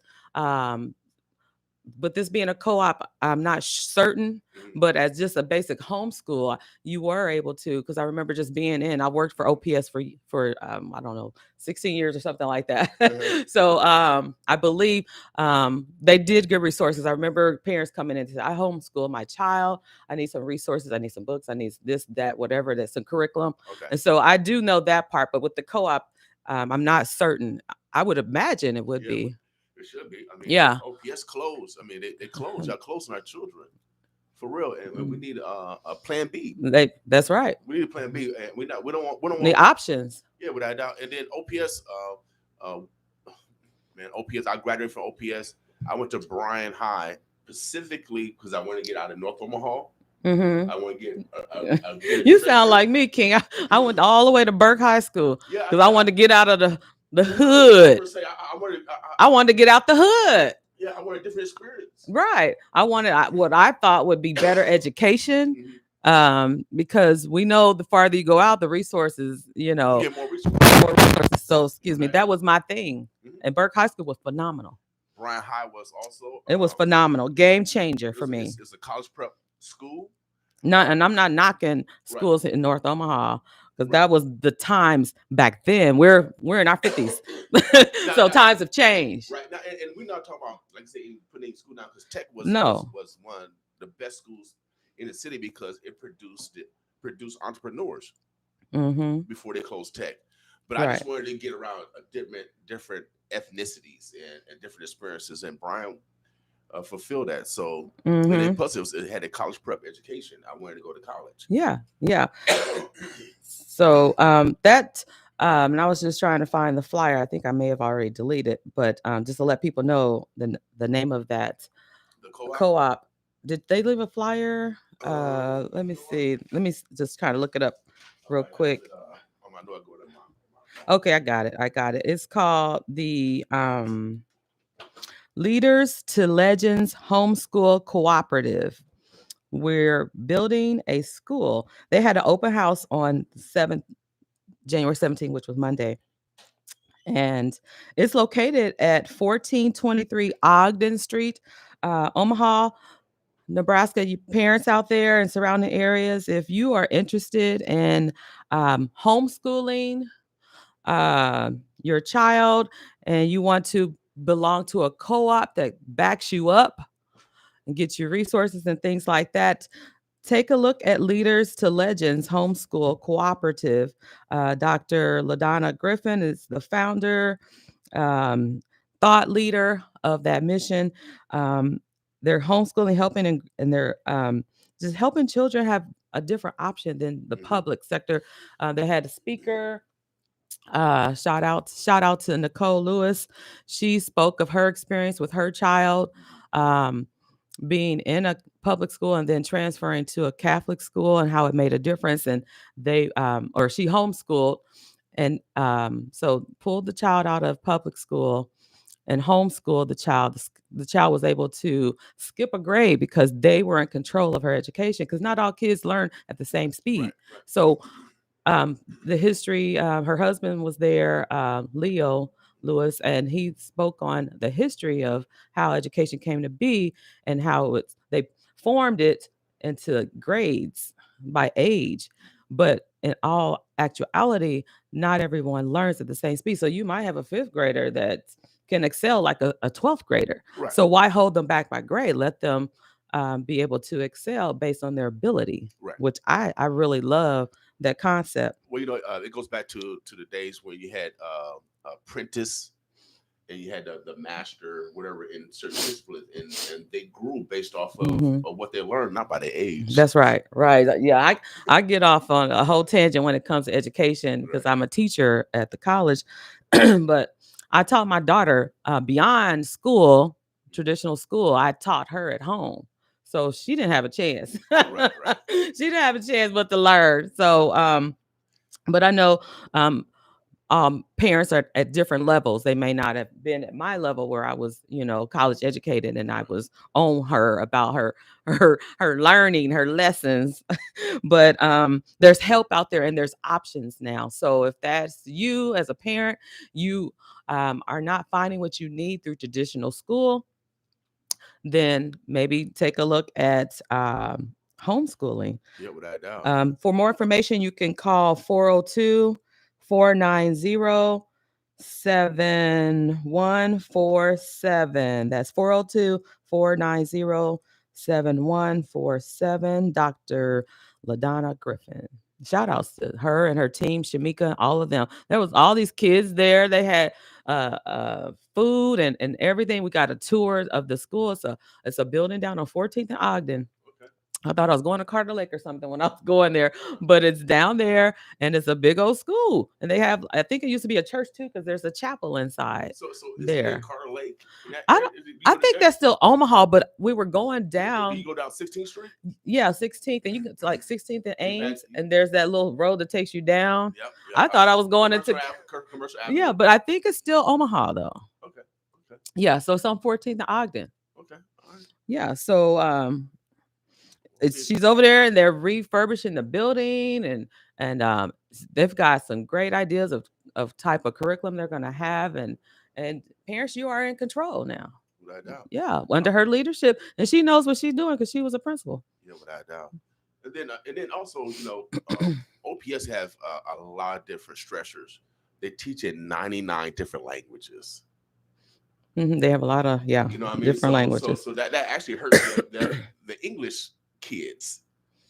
Honestly, it does. What do you mean by that? Because if they are home back lessons to teach those that are foreign that don't know English, because they're teaching all different languages in OPS. So I think that's a hurt for those English students that are from here. Maybe we need to look at certain schools for those that are foreign students. I don't know, because we should invite my daughter in because she teaches for OPS and she's ESL teacher. So she's teaching kids how she's bilingual. Like I said, she speaks Spanish. So she's teaching those Spanish speaking kids English. And so she could probably have some insight onto how that affects English speaking students. Right. Because now you have this whole section where you've got to step back and translate and teach, and you're teaching in both languages. How that's an interesting topic to talk about from a teacher perspective. I'll ask her if she's interested in coming in. They got to deal with that. Teacher shortages, racism. Behavior. A lot of times you can't get through the lesson because of behavior. Parents' behavior. Parents' behavior. They're not supporting the teachers like they used to. I mean, teachers got to do a lot of variables, and I understand why they're tired. Yeah, I do too. I get it. They don't want to teach no more. Right, and they are struggling. OPS is struggling for teachers substitutes. Even, and so I remember one time I wanted to sub. Because I just love teaching and I love sharing and I love our kids, and so there's this whole process you got to apply and all this stuff, and you got to have I don't know if you still had to have your teaching certification or something like that. I don't know if they gave a pass for substitute teachers. Well, I should substitute teach. I don't have a teacher certificate, but you had to have 8 hours in a certain discipline like math, English, psychology. In college? Yeah. Okay. You had those disciplines in order to sub. You have to sub. Yeah, I'm not sure, but shoot. Right now, I can take what I can get. That's what I'd be like. Okay, if you are really interested in teaching our kids and come on and interview. We'll give you a pass on the certification from Nebraska Department of Ed. Because we just need people that care about our kids. OPS need to look at some alternative. And then also, since you mentioned that, a lot of people can't teach because they have maybe a past record. Okay, that's true. 20 years ago, and they've been clean. If you one of those people, because black people have been I can't say that word, disproportionately. You said it. Touched by the law. Yeah, touched by the law. Yeah, the law like to touch black like men. Touched by angel. Yeah. We don't get the angel in our community. We get the law. So the law has touched you, my brothers and sisters. And it has prevented you from future opportunities. I got something for you. Nebraska Legal Aid of Nebraska. They're having a virtual set aside and record sealing February the 12th from noon to 12. Register. It's limited to 30 people. I think I already registered already. Get in. Each participant will be limited to 4 classes. Pre-registration is required. Deadline is February the 8th. You go to legalaidofnebraska.org/set-aside. And so we really need to have this in our community. Mm-hmm. We need to have more knowledge on people set aside, former misdemeanors that they have had, but are preventing them from getting jobs today. Right. Or low or first class felonies or third class felonies, which are very low felonies, but now they have not touched the law in like 15, 20 years. And we want to make sure those people can get back in the workforce or have opportunities that are greater than they had in the past. So are these situations where they serve their time, but it's still on their record? Yep, still on their record. Okay. Yep. So if you want to get your record set aside, this is for Douglas County residents, set aside on your record seal. This is a clinic that Legal Aid of Nebraska is holding. And so maybe we need to reach out to them and they need to do it on air so the whole community can participate in this. Absolutely. I'm sure there's a lot of people in that situation. February 12th, y'all. So I know a lot of people in that situation got past records, past misdemeanors that are preventing them from getting jobs or opportunities today. So let's be conscious of that also, so we can help ourselves without a doubt. Absolutely. We've got an event coming up Saturday. I was BC. Yes, BC Clark. She wants me to announce her event. It is the Metro Omaha Women's Business Center collabing with Grow Nebraska. They've been doing a lot of collabing lately, but they're having their annual masquerade ball on Saturday. Let me see. Where's your flyer? Where's the flyer? She was here a couple weeks back. Here it is. Talking about the event masquerade and auction. It's going to be held at Regency Marriott, my favorite hotel, January 22nd. That's a Saturday. You want to go out and get your tickets. It starts at 5:30. Get your tickets on Eventbrite. Just type in Metro Omaha Women's Business Center and grab your tickets. It's their 10th annual masquerade and auction. And I've been to it. It's been a couple of years since I've been to the last one. And it's really nice. They award entrepreneurs that have stood out and has, tried the test of time and stuck with their business. And so they give them scholarships. They give them money. Yes, they award them money and recognition and all that comes with that. So shout out to BC Clark and also collaborating, like I said, with Grow Nebraska. Candace Price is heading that up. So come on out. Again, it's at the Regency Marriott. Y'all know where that is, out there in Regency. Just Google it. Get your tickets. Get your tickets.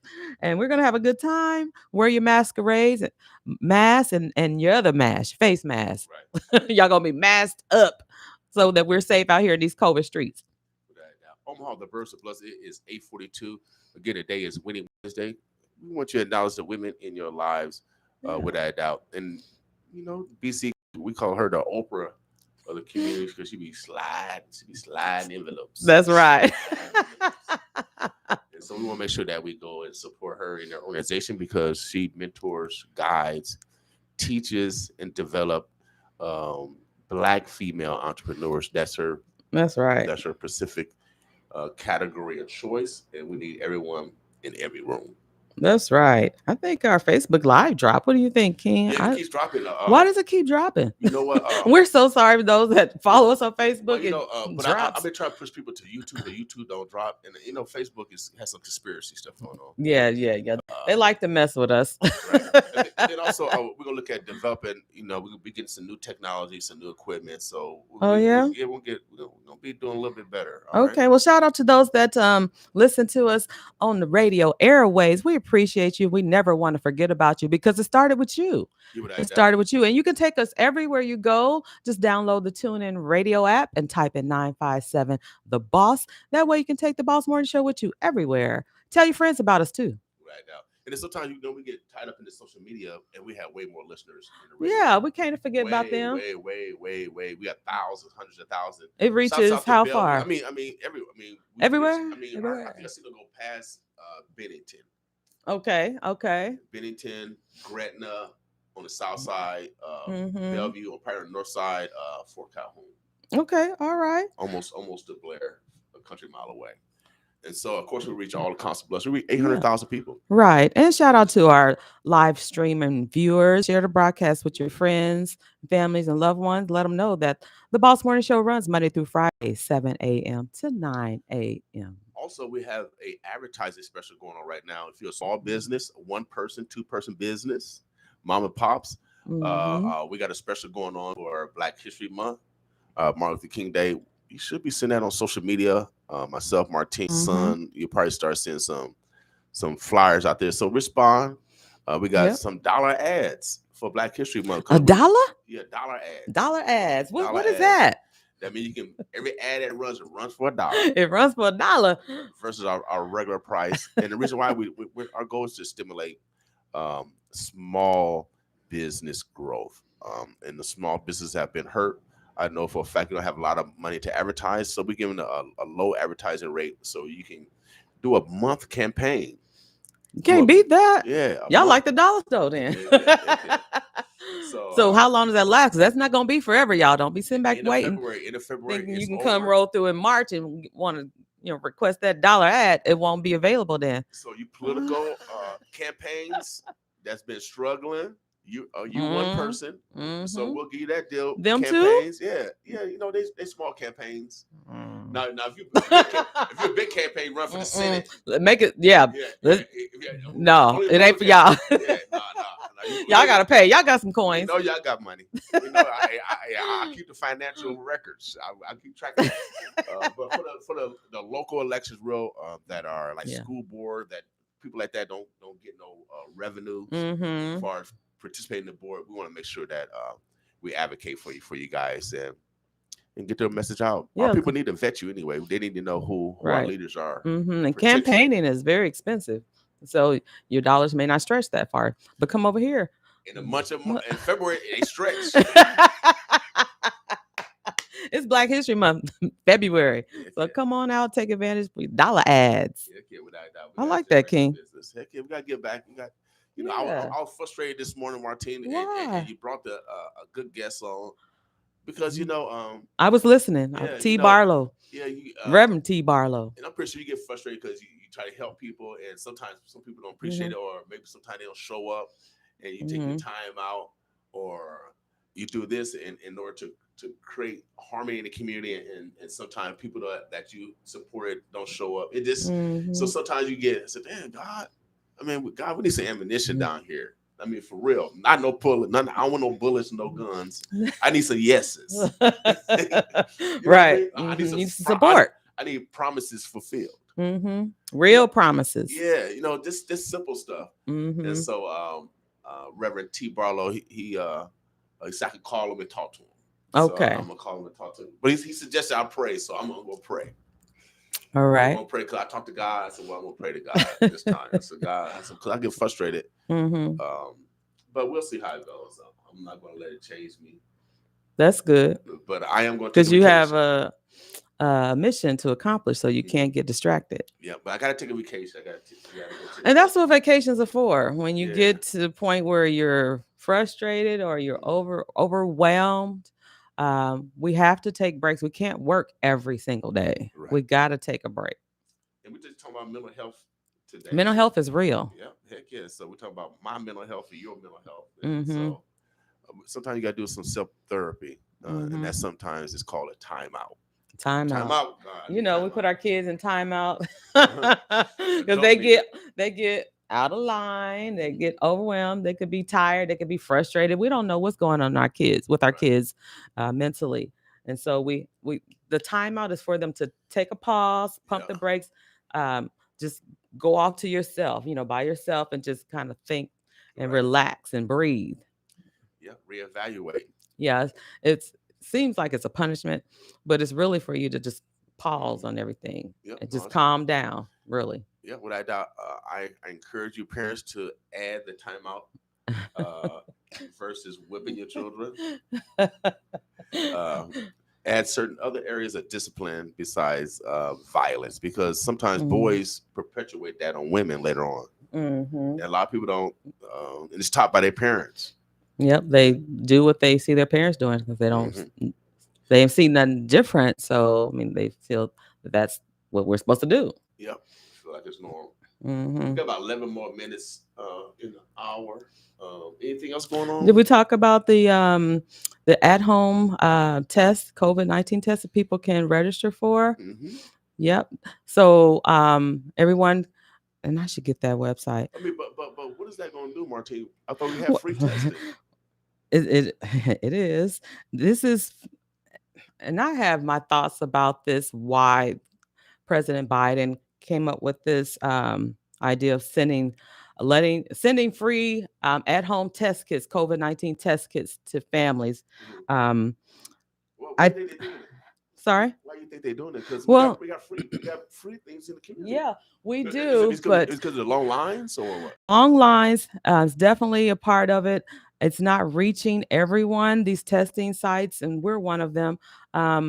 They're not out in the rural areas. So if people can just request them and it's shipped to their home, they have access. Now they have at-home test kits. So I think it's just to help fill in the void, whatever it may be. If you don't have time to wait in long lines, or if you're in rural areas and you can't access a center, you can't come into the city where the sites are, then here you go. You can request these at-home test kits, and it's 4 test kits per household. So your address, it goes by your address, and they have the system is set up to recognize the address. So if it's a business, you can't request it. It'll say your business. This is only to homes, and you can only order one time per that address. So if there's multiple families in one home, sorry, you can only use that address one time. But that's just my take on why President Biden came up with this. Now it's at-home test kit. So they're saying if it comes up positive, you should probably follow that up with a confirmation test, which is the PCR test. And you should take precautions too. If it comes up positive, go ahead immediately. But there's been with these tests, and I'm not trying to knock it or anything, false positives. False positive. Yes. So that's why they suggest that you quarantine, take it seriously, but then follow it up with a PCR test. Okay. Yeah. All right. If you can. If not, just quarantine and sit out your time. Okay. You can do that and be good. Okay. But so it's available. The site, I'm still trying to find the site so I can give that out to the community. Oh, here it is. Special.usp.com. COVIDtest.gov. It's probably easier to remember. Okay. COVID test with an S, test.gov. Okay. Oh, so this the actual. You can go to the post office. also have, you can go straight to postoffice.com and you can Order from there. Okay. Yeah. Okay, because they're the ones shipping it out. Yeah, that's cool. And you can have it tracked too. I hope they're paying the post office. They have been paying the post office, y'all. Right. I'm sure the post office is getting some type of financial backing on this, because they're going to be shipping out a lot, and it's going to it's going to stress out their already levels of mail processes too. I mean, it's going to be overwhelming, so they may have to pull in additional staff to get these kits out. Right. But I'm sure they're getting supported some kind of way, because they're helping in the effort. So you can also go to USPS.com, US United States Postal Service, USPS.com. Mm-hmm. You can order straight from their website. I'm looking at it right now. My homeboy just sent it. Thank you, my man Tim. Okay, all right. Place your order for free at-home COVID testing, and it's right on the United States Postal Service website, USPS.com. You can order there also. Or covidtests.gov. Okay, so there's a couple of avenues where you guys can be proactive in your health. Right. Today, so that's no problem. And if you do test positive and you want to follow it up with a confirmation test, which is the PCR test, you can come to Accurate Screening Solutions, 6311 Ames Avenue. We are doing COVID testing over there as well, the PCR test, which is we get the results back in 24 to 48 hours. Okay. Yep. And there's some people that need it for travel too, because if you're traveling and you're going to an event, they may want it with 3 days, a test within 3 days, the results. You can get a PCR test and have it back before you travel. This actually, I've been looking at world news, and America, you are censored. Americans are censored from world news, and we think we got freedom of the media. Some of the stuff has been kept from your eyes unless you research it on world news on the web. In Europe, they actually fighting. They're actually fighting about this corona because they're trying to mandate the whole country get shot, and these are white folks. And they just turned down Biden's mandate. What was the vaccine mandate? Right. So I mean, you got actually or Europe actually fighting. They got water hoses like it was back in the 60s. It's a different world over there. So I'm looking at them. They fighting so adamantly against it. These are white folks. They fight so adamantly against this. Man, I mean, this is going to really. They take it seriously over there. Yeah, man, because it's their rights. Yeah. But I look at us as Americans like we been hypnotized. I mean, the whole world is fighting not to get this vaccine. Really, honestly, if you look at the world news, go research your internet, y'all. Go see what the European countries are doing and how they fighting back against their government, because I don't know, y'all. I don't know. I mean, because I don't see. You see, it goes back to God. Everybody want to take God out the equation. Even my man Phil said natural immunity is not going to work. Man, and no one's above God. God gave man the ability to create vaccines. So I mean, they want to take God out of everything. God don't have no more power. So that's why we need to pay attention to what's going on. Now take the country Australia. Okay. They had the tennis player, they kicked him out. Novak Djokovic. The world famous tennis player, very good tennis player, tried to go in there and play at the tennis what is it called? Open? Yeah, Australian Open. Thank you. And he didn't want to take the vaccine. He's coming through unvaccinated, and Australia said, we ain't playing that. Right. You got to go. Right. And so he's gone. They kicked him out. They deported him.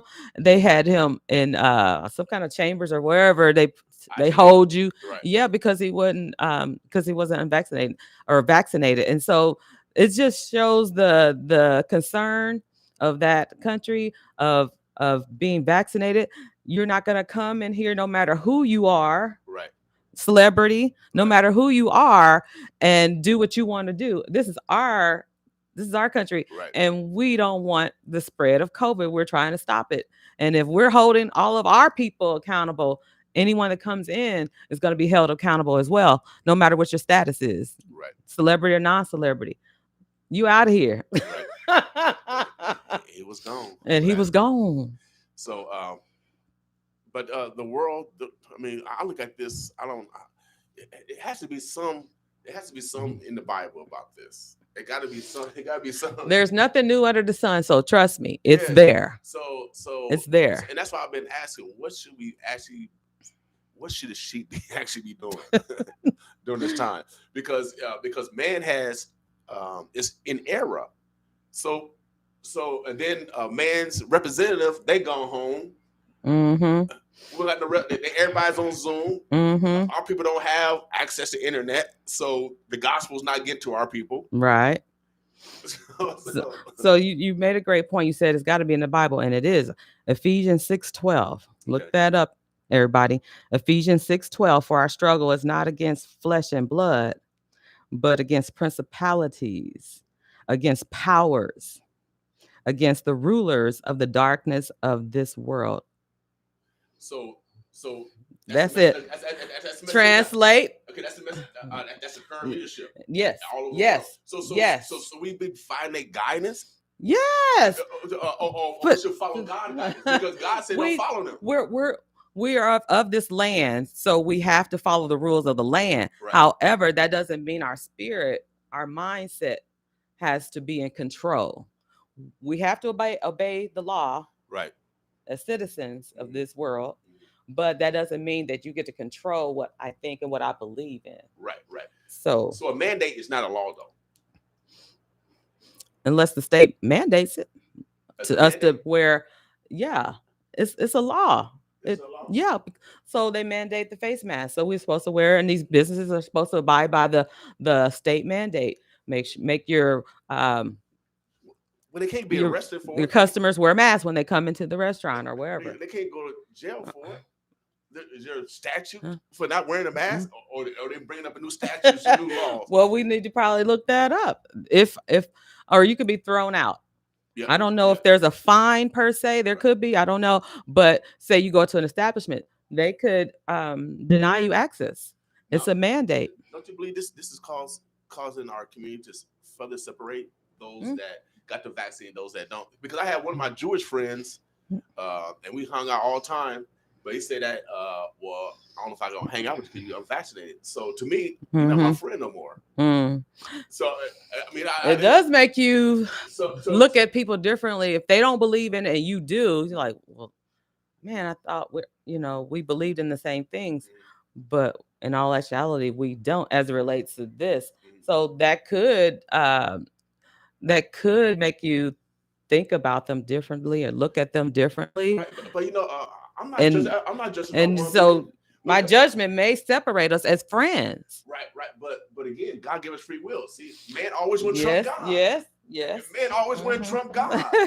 God said we got all free will, but this man or this woman said, well, you got to have it. If you don't have it, we'll kiss you. But God said we got free will. Y'all not above God. But I mean, we're supposed to respect people's opinions. So you don't have to take it that far where you're judging people, right? And then now just separating from them. They were your friends, and now they're not because they have a different opinion about COVID than you do. But just don't let it control you mentally. Right. Well, that's what's happening right now. The world yes. Tear apart. Even family members are not hanging out. Yeah. Because the media created this fear. And so when you're not grounded in the word, that's how that happens. Okay.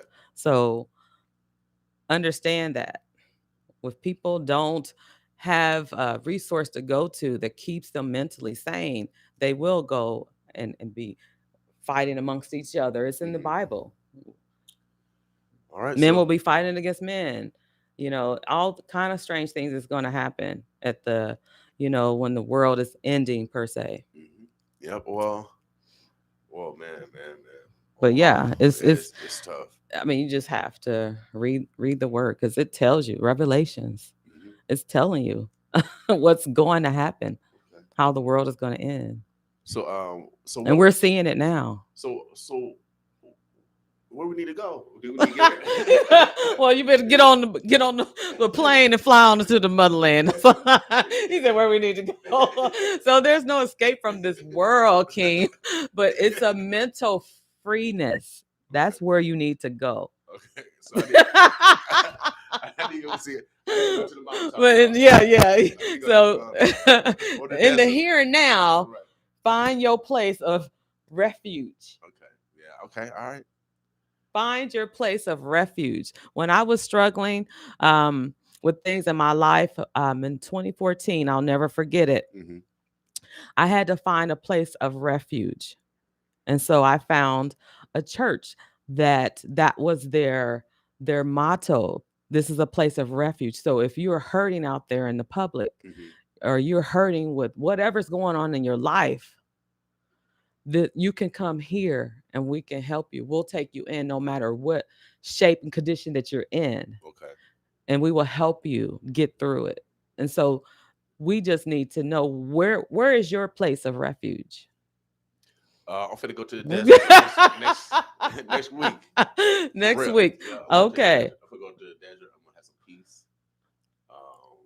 I have some solitude. I'll be able to meditate. I'll be able to get away from the world for real. Yeah. Yeah. And I'm not gonna answer no phone calls from Omaha at all. Zero. You got 402 number 712-3531. It's not gonna get answered. Unless you're my son, my mama's gone. That's right. Okay, That's my right. son or my sister. So a lot of people that are grounded in the word and spirit, their place of refuge is the word of God. So Psalms 46 says, God is our refuge and strength, and ever-present help in the time of trouble. Well, I'm gonna lean on you, God, because man, I don't know who else. So that's our real refuge. Okay. But in the here and now, we can go travel somewhere and get away. Okay. But the real refuge is His word, where there is strength. All right. It'll give us strength. So you know how you go and you relax and you recoup, rejuvenate. We come back stronger. Yeah, without a doubt. Yeah, that's what I need. Without a doubt. If you need it, get it done. Get it done, Omaha. I don't care if you drive down Lincoln or Fremont or Bennington or Blair. We love you. Kansas City, wherever y'all, Chicago. I mean, we go to those places because it's close. Des Moines, St. Louis, Denver, and Vegas. Southwest Airlines from Eppley Airfield has a direct flight straight into Vegas.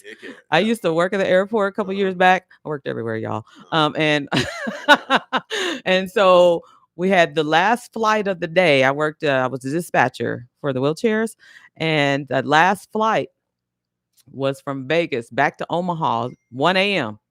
1 a.m. flight. So people get back to work on Monday morning. So it was Sunday night. That last flight landed at approximately 1 a.m. Every Sunday from Vegas. Them Omaha people, they were carrying the Omaha people. So they went to their place of refuge, and then they came on back and was ready for work. They was ready. They was strong. And they're like, yeah, I'm ready. I'm rejuvenated. Let's go for the week. Then they back over there. Without doubt. Well, I love Vegas. I don't gamble. But I love. That's why I go see God. I mean, I have some peace up there. Okay. Well, that's your place of refuge, because it's it's a mental break, and we don't want people to break down because they don't have anywhere to go. They don't have a refuge. Make it whatever you need to make it, but we want you to stay here in this world. We don't want you checking out. We got no suicides and none. And that's period. That's You've got a place to go. Figure it out. Find somebody. Ask somebody. Let them know you need help. I need a place of refuge. Yeah, without doubt. Because I'm struggling. So if you're struggling this morning, hopefully mental health is real. Yeah, we guided you a little bit this morning because I'm struggling, and so I cannot wait to leave. I cannot wait to leave. And check out T. Barlow, Reverend T. Barlow. His event.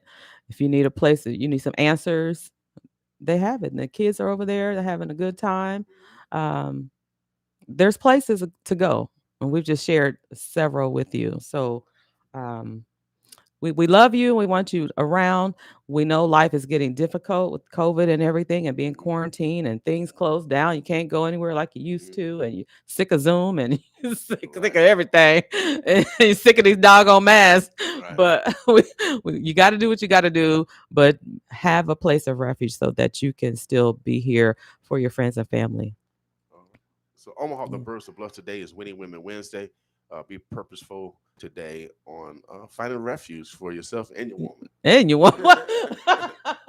That's right. It's Winning Women Wednesday, Omaha. Make sure you tie it with you. Go along. It is 9:08. Are you telling on yourself, King? Yeah, I need I'm sending subliminal messages. Heck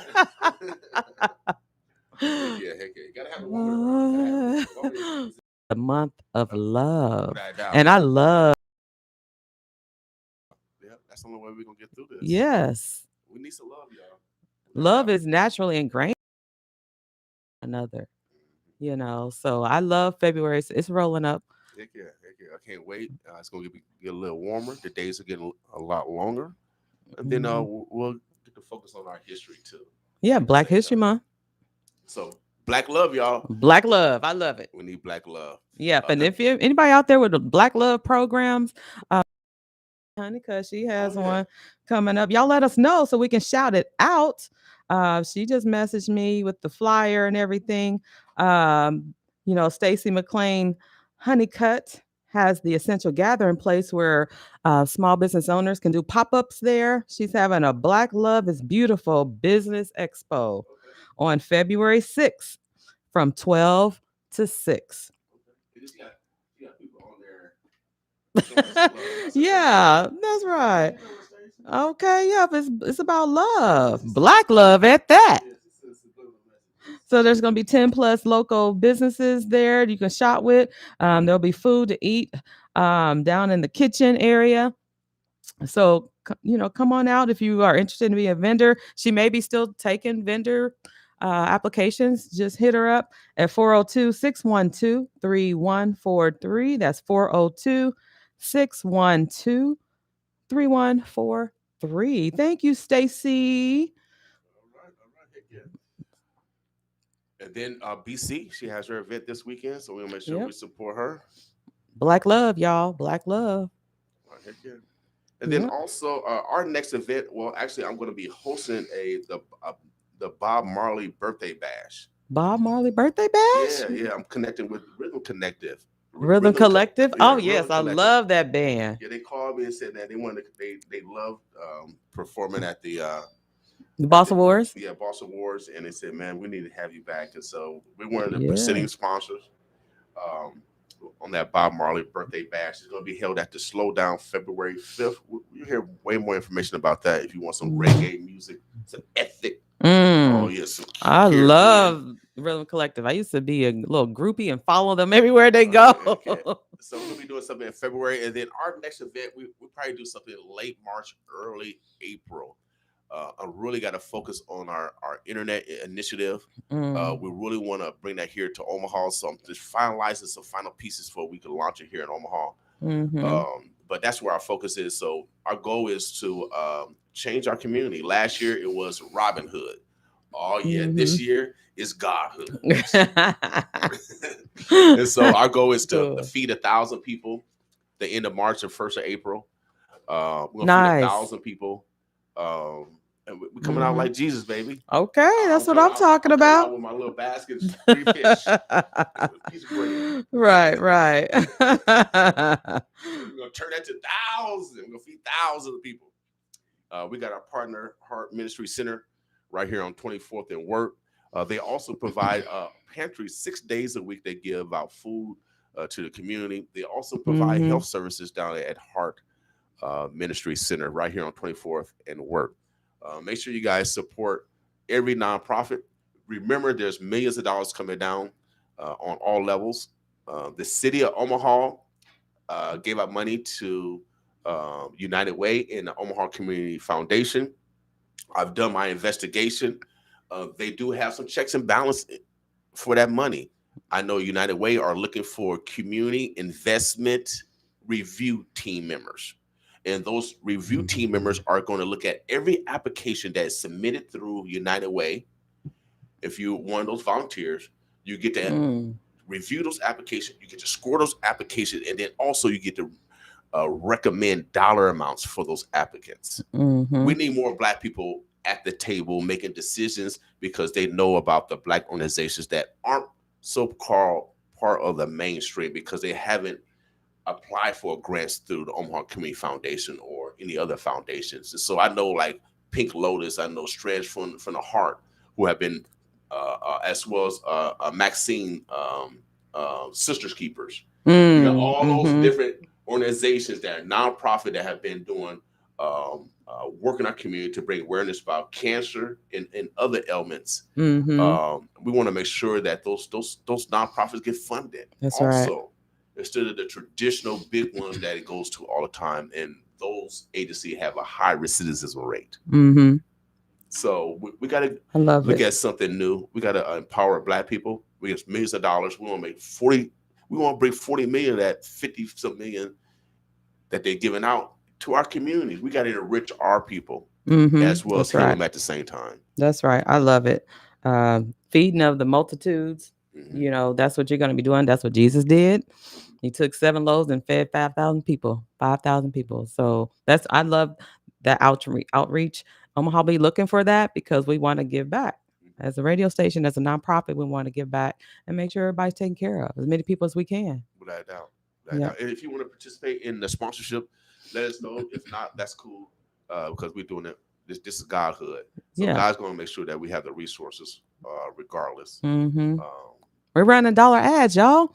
Dollar ads. So that's you can't beat that. Yeah, that's how you can help. Help us by helping you. That's right. What's wrong with that? So that's going to start in February?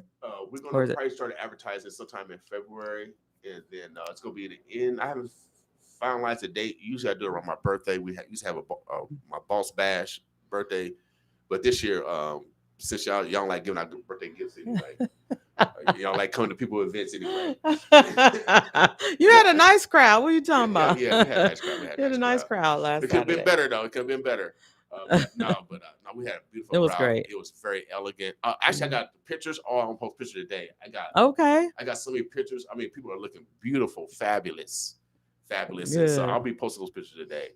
No, but I really appreciate everybody coming out. It was a blessing. Anytime we plan something and we go through with it, or you go through with it, it is a success. No matter if 1 or 2 people show up. Right. Period. We appreciate Omaha. We appreciate you. Without a doubt. Sometimes I do. I can't with him, y'all. I can't. Somebody come get him. Hey, we out here, y'all. It is 9:15. Stay warm today. Yes. The sun is out. The sun's not going to be coming out today. The sun don't look like it's going to be coming out today.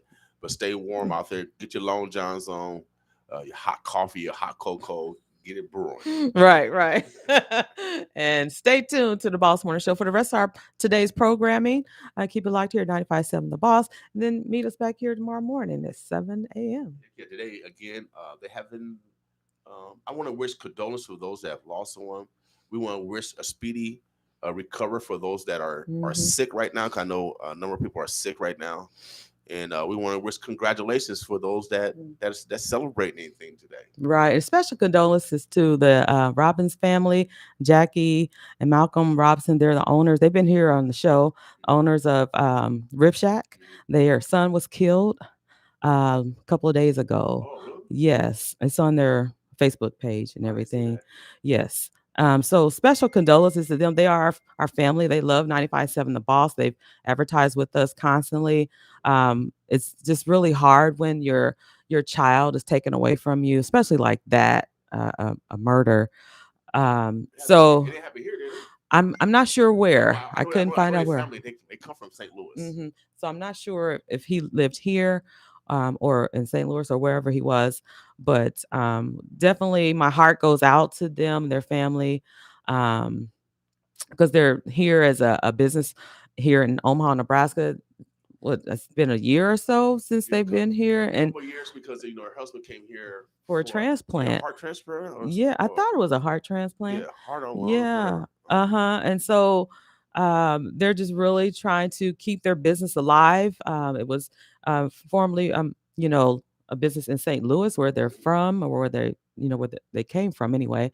And so they, due to the Malcolm's need for a transplant, relocated here in Omaha, and then they set up shop, their business, so the Rib Shack. Shout out to them. Be praying for them. They are closed until further notice. Again, because they're our family, 957 The Boss family, we really want to send out our condolences from 957 The Boss. Yeah, without a doubt, man. I tell my son and my mom, I lost and I know how my mom felt because we lost two brothers that got killed, and so I know how my mom was with me, and I know how I am with my son. I had to look him in his eye. I only got one of you. You got to make great decisions. I only got one of you. That's right. I was going to say that our men, you guys, young men out here, make better decisions, because there's so many of you getting killed, especially these rappers out here. I follow a page, and they post quite frequently of murders of another rapper. So, black on black violence. It's, everybody trying to be better than the other. We got to stop that. We got to stop that and just love on the success of another. It's just, and let's take the violence out of these raps. Jealousy. Yeah. And then also being a former probation officer and been on the end of threats. This is not the first time I've been threatened before. I stopped a guy from raping a woman. I testified in a murder trial. I do this shit for real. And so I've already been threatened. People came to my house. And so, and I'm a black man. So, but our lives is so insignificant to other brothers. Yeah. And this is just real. So even when this last episode, when I named names, people say I should get security because of the names I named. And so what I do, and what I encourage you young people, and as a former probation officer, if someone's threatening you, if someone is threatening you or trying to intimidate you, it's tell somebody. So all the threats that I got, I reported with the gang unit or with the detective downtown. So if something happened where you had to protect yourself, you already got it on record that this person was trying to intimidate you, threaten you, or whatever. All right. And then we come from a world where I'm from the projects. And so some people don't have and some people have. Some people are educated and some aren't. So those that aren't educated or have no hope, and you feel that you got to make a deal with something, with someone, tell somebody. Because even when you're making these deals, these illegal deals, you need to tell somebody. You need to let somebody know that you're going to meet someone, because we got women coming up missing. We got men coming up missing, dead. Even if you're in that legal stuff, you need to tell somebody if you're going to go do your deal with. And even with the dating too, these online dating, ladies, tell your girlfriend, hey, I'm going to meet this guy I met online and one of them little online social chats or whatever. We're going here. This is what he looks like. Send them a picture of this person, because we have a lot of women, black women, coming up missing. Without a doubt. Native American women also, and they don't report y'all when y'all come missing. Right. They don't want to go and research and find you or anything. They don't follow up. They're not on the news or nothing. No reports are made. They're just missing. Without a doubt. So tell somebody. Even if you are doing something positive, and you think everything's hunky-dory, you think you find a good man or a good woman, or whatever, tell somebody regardless if you feel comfortable. Or if you're going to be doing something illegal. That's just the world. I know the world. And you tell people so that you can don't do it, but be tracked. We want to be able to track back to maybe who possibly was the cause of your missing or your death or whatever. Right. So because we're selfish in our movements, and I made a couple. There's two mistakes that I made in my life, and if I didn't have my training or awareness from the projects to keep my head on swivel, I could be one of those victims. You could be a statistic. But those errors that I made, that I made selfish decisions. Uh-huh. And those selfish decisions almost cost me. And so when we make selfish decision where we're going to go make a deal or obtain some type of product in an environment that we don't know about, then we need to tell somebody just in case we don't come out of that environment. All right. Good advice. All Good right, advice, y'all. King. Because I know where the world is, and people make money in different ways, but we got to be honest. Yeah. Everybody's not going to just say no to drugs. And don't let desperation, take over, because you may not come out of it. And the most important thing is that you stay alive to see another day. And I know people are hurting. I know people are struggling, but don't let it get the best of you. Without a doubt. Yeah. So people are very sensitive these days. So make sure you just protect your back. Let somebody know where you are, who you're going to meet. I don't care who it is or where you're going. Be purposeful on loving yourself, because that's a love yourself move, really. That's right. That's right. I just wanted to kind of go over that because we got a lot of people that are making decisions, some negative and some positive, and putting them in themselves in a worse situation.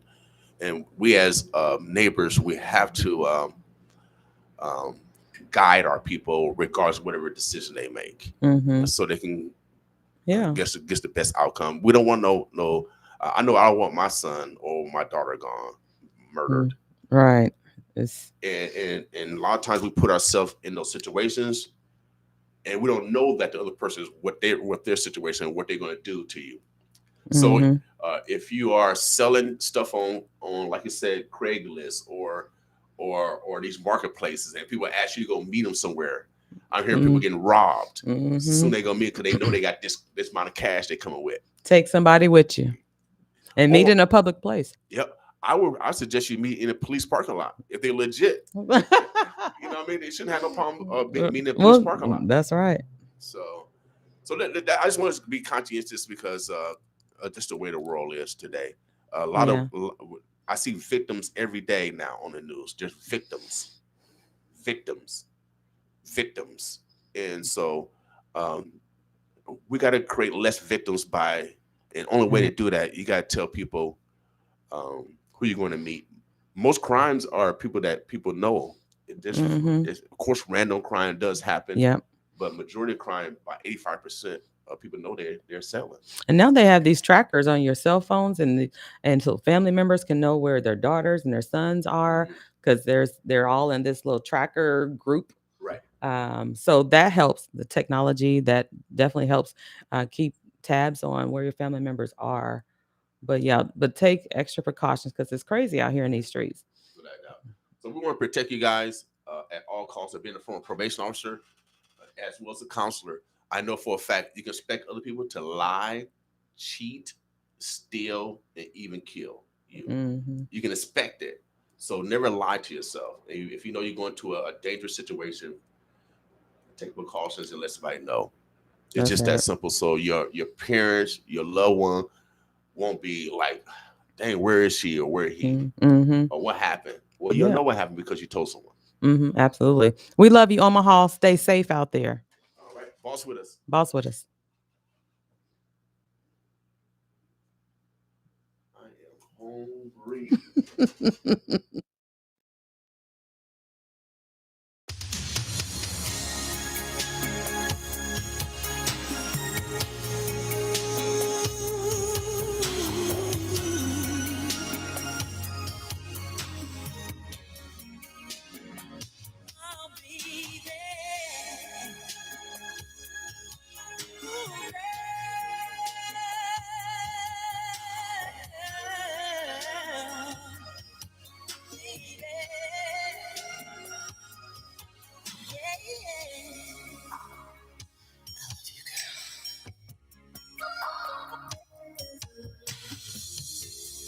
Call me up and I came to see you.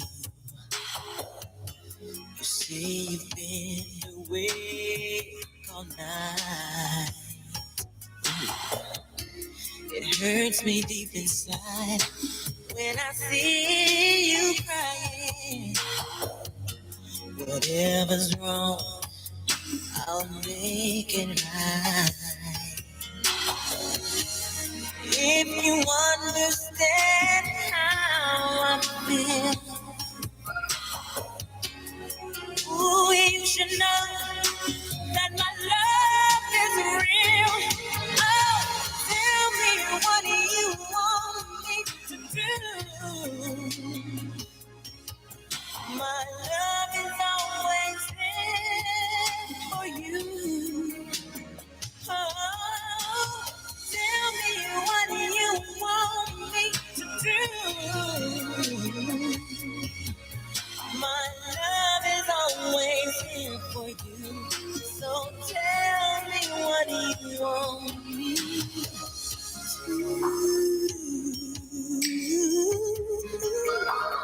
Tell me, girl. There were times that I didn't show just how much I care for you. I'm so sorry. Don't keep saying it's too late to think it over, baby. After all that we've been through,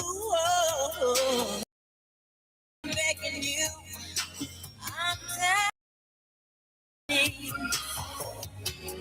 don't walk away, baby. Please don't leave me. No. Tell me what you want me to do. My love is always there for you. Oh, tell me what you want me to do. My love is always here for you. So tell me what you want me. Ooh. Oh, baby, yeah.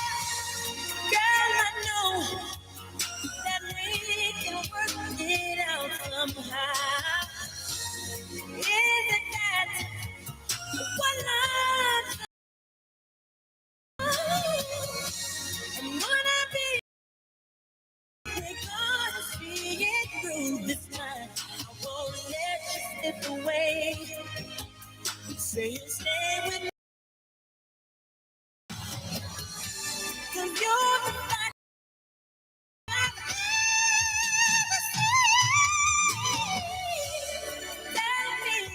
Tell me what you want me to do.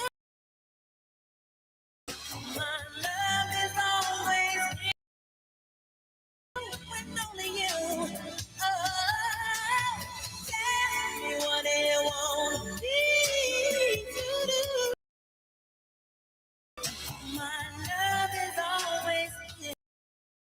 So tell me what you want me to do.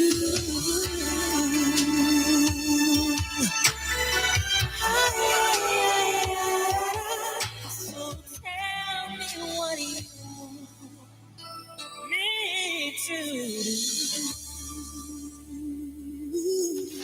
It's that time again for 95.7 The Boss 7th Anniversary Musical and Comedy Celebration on an MLK weekend. I have a dream that one day... Cha-ching! It's that time again, tax time. This year, get with the tax pros at Advanced Tax Solutions. We'll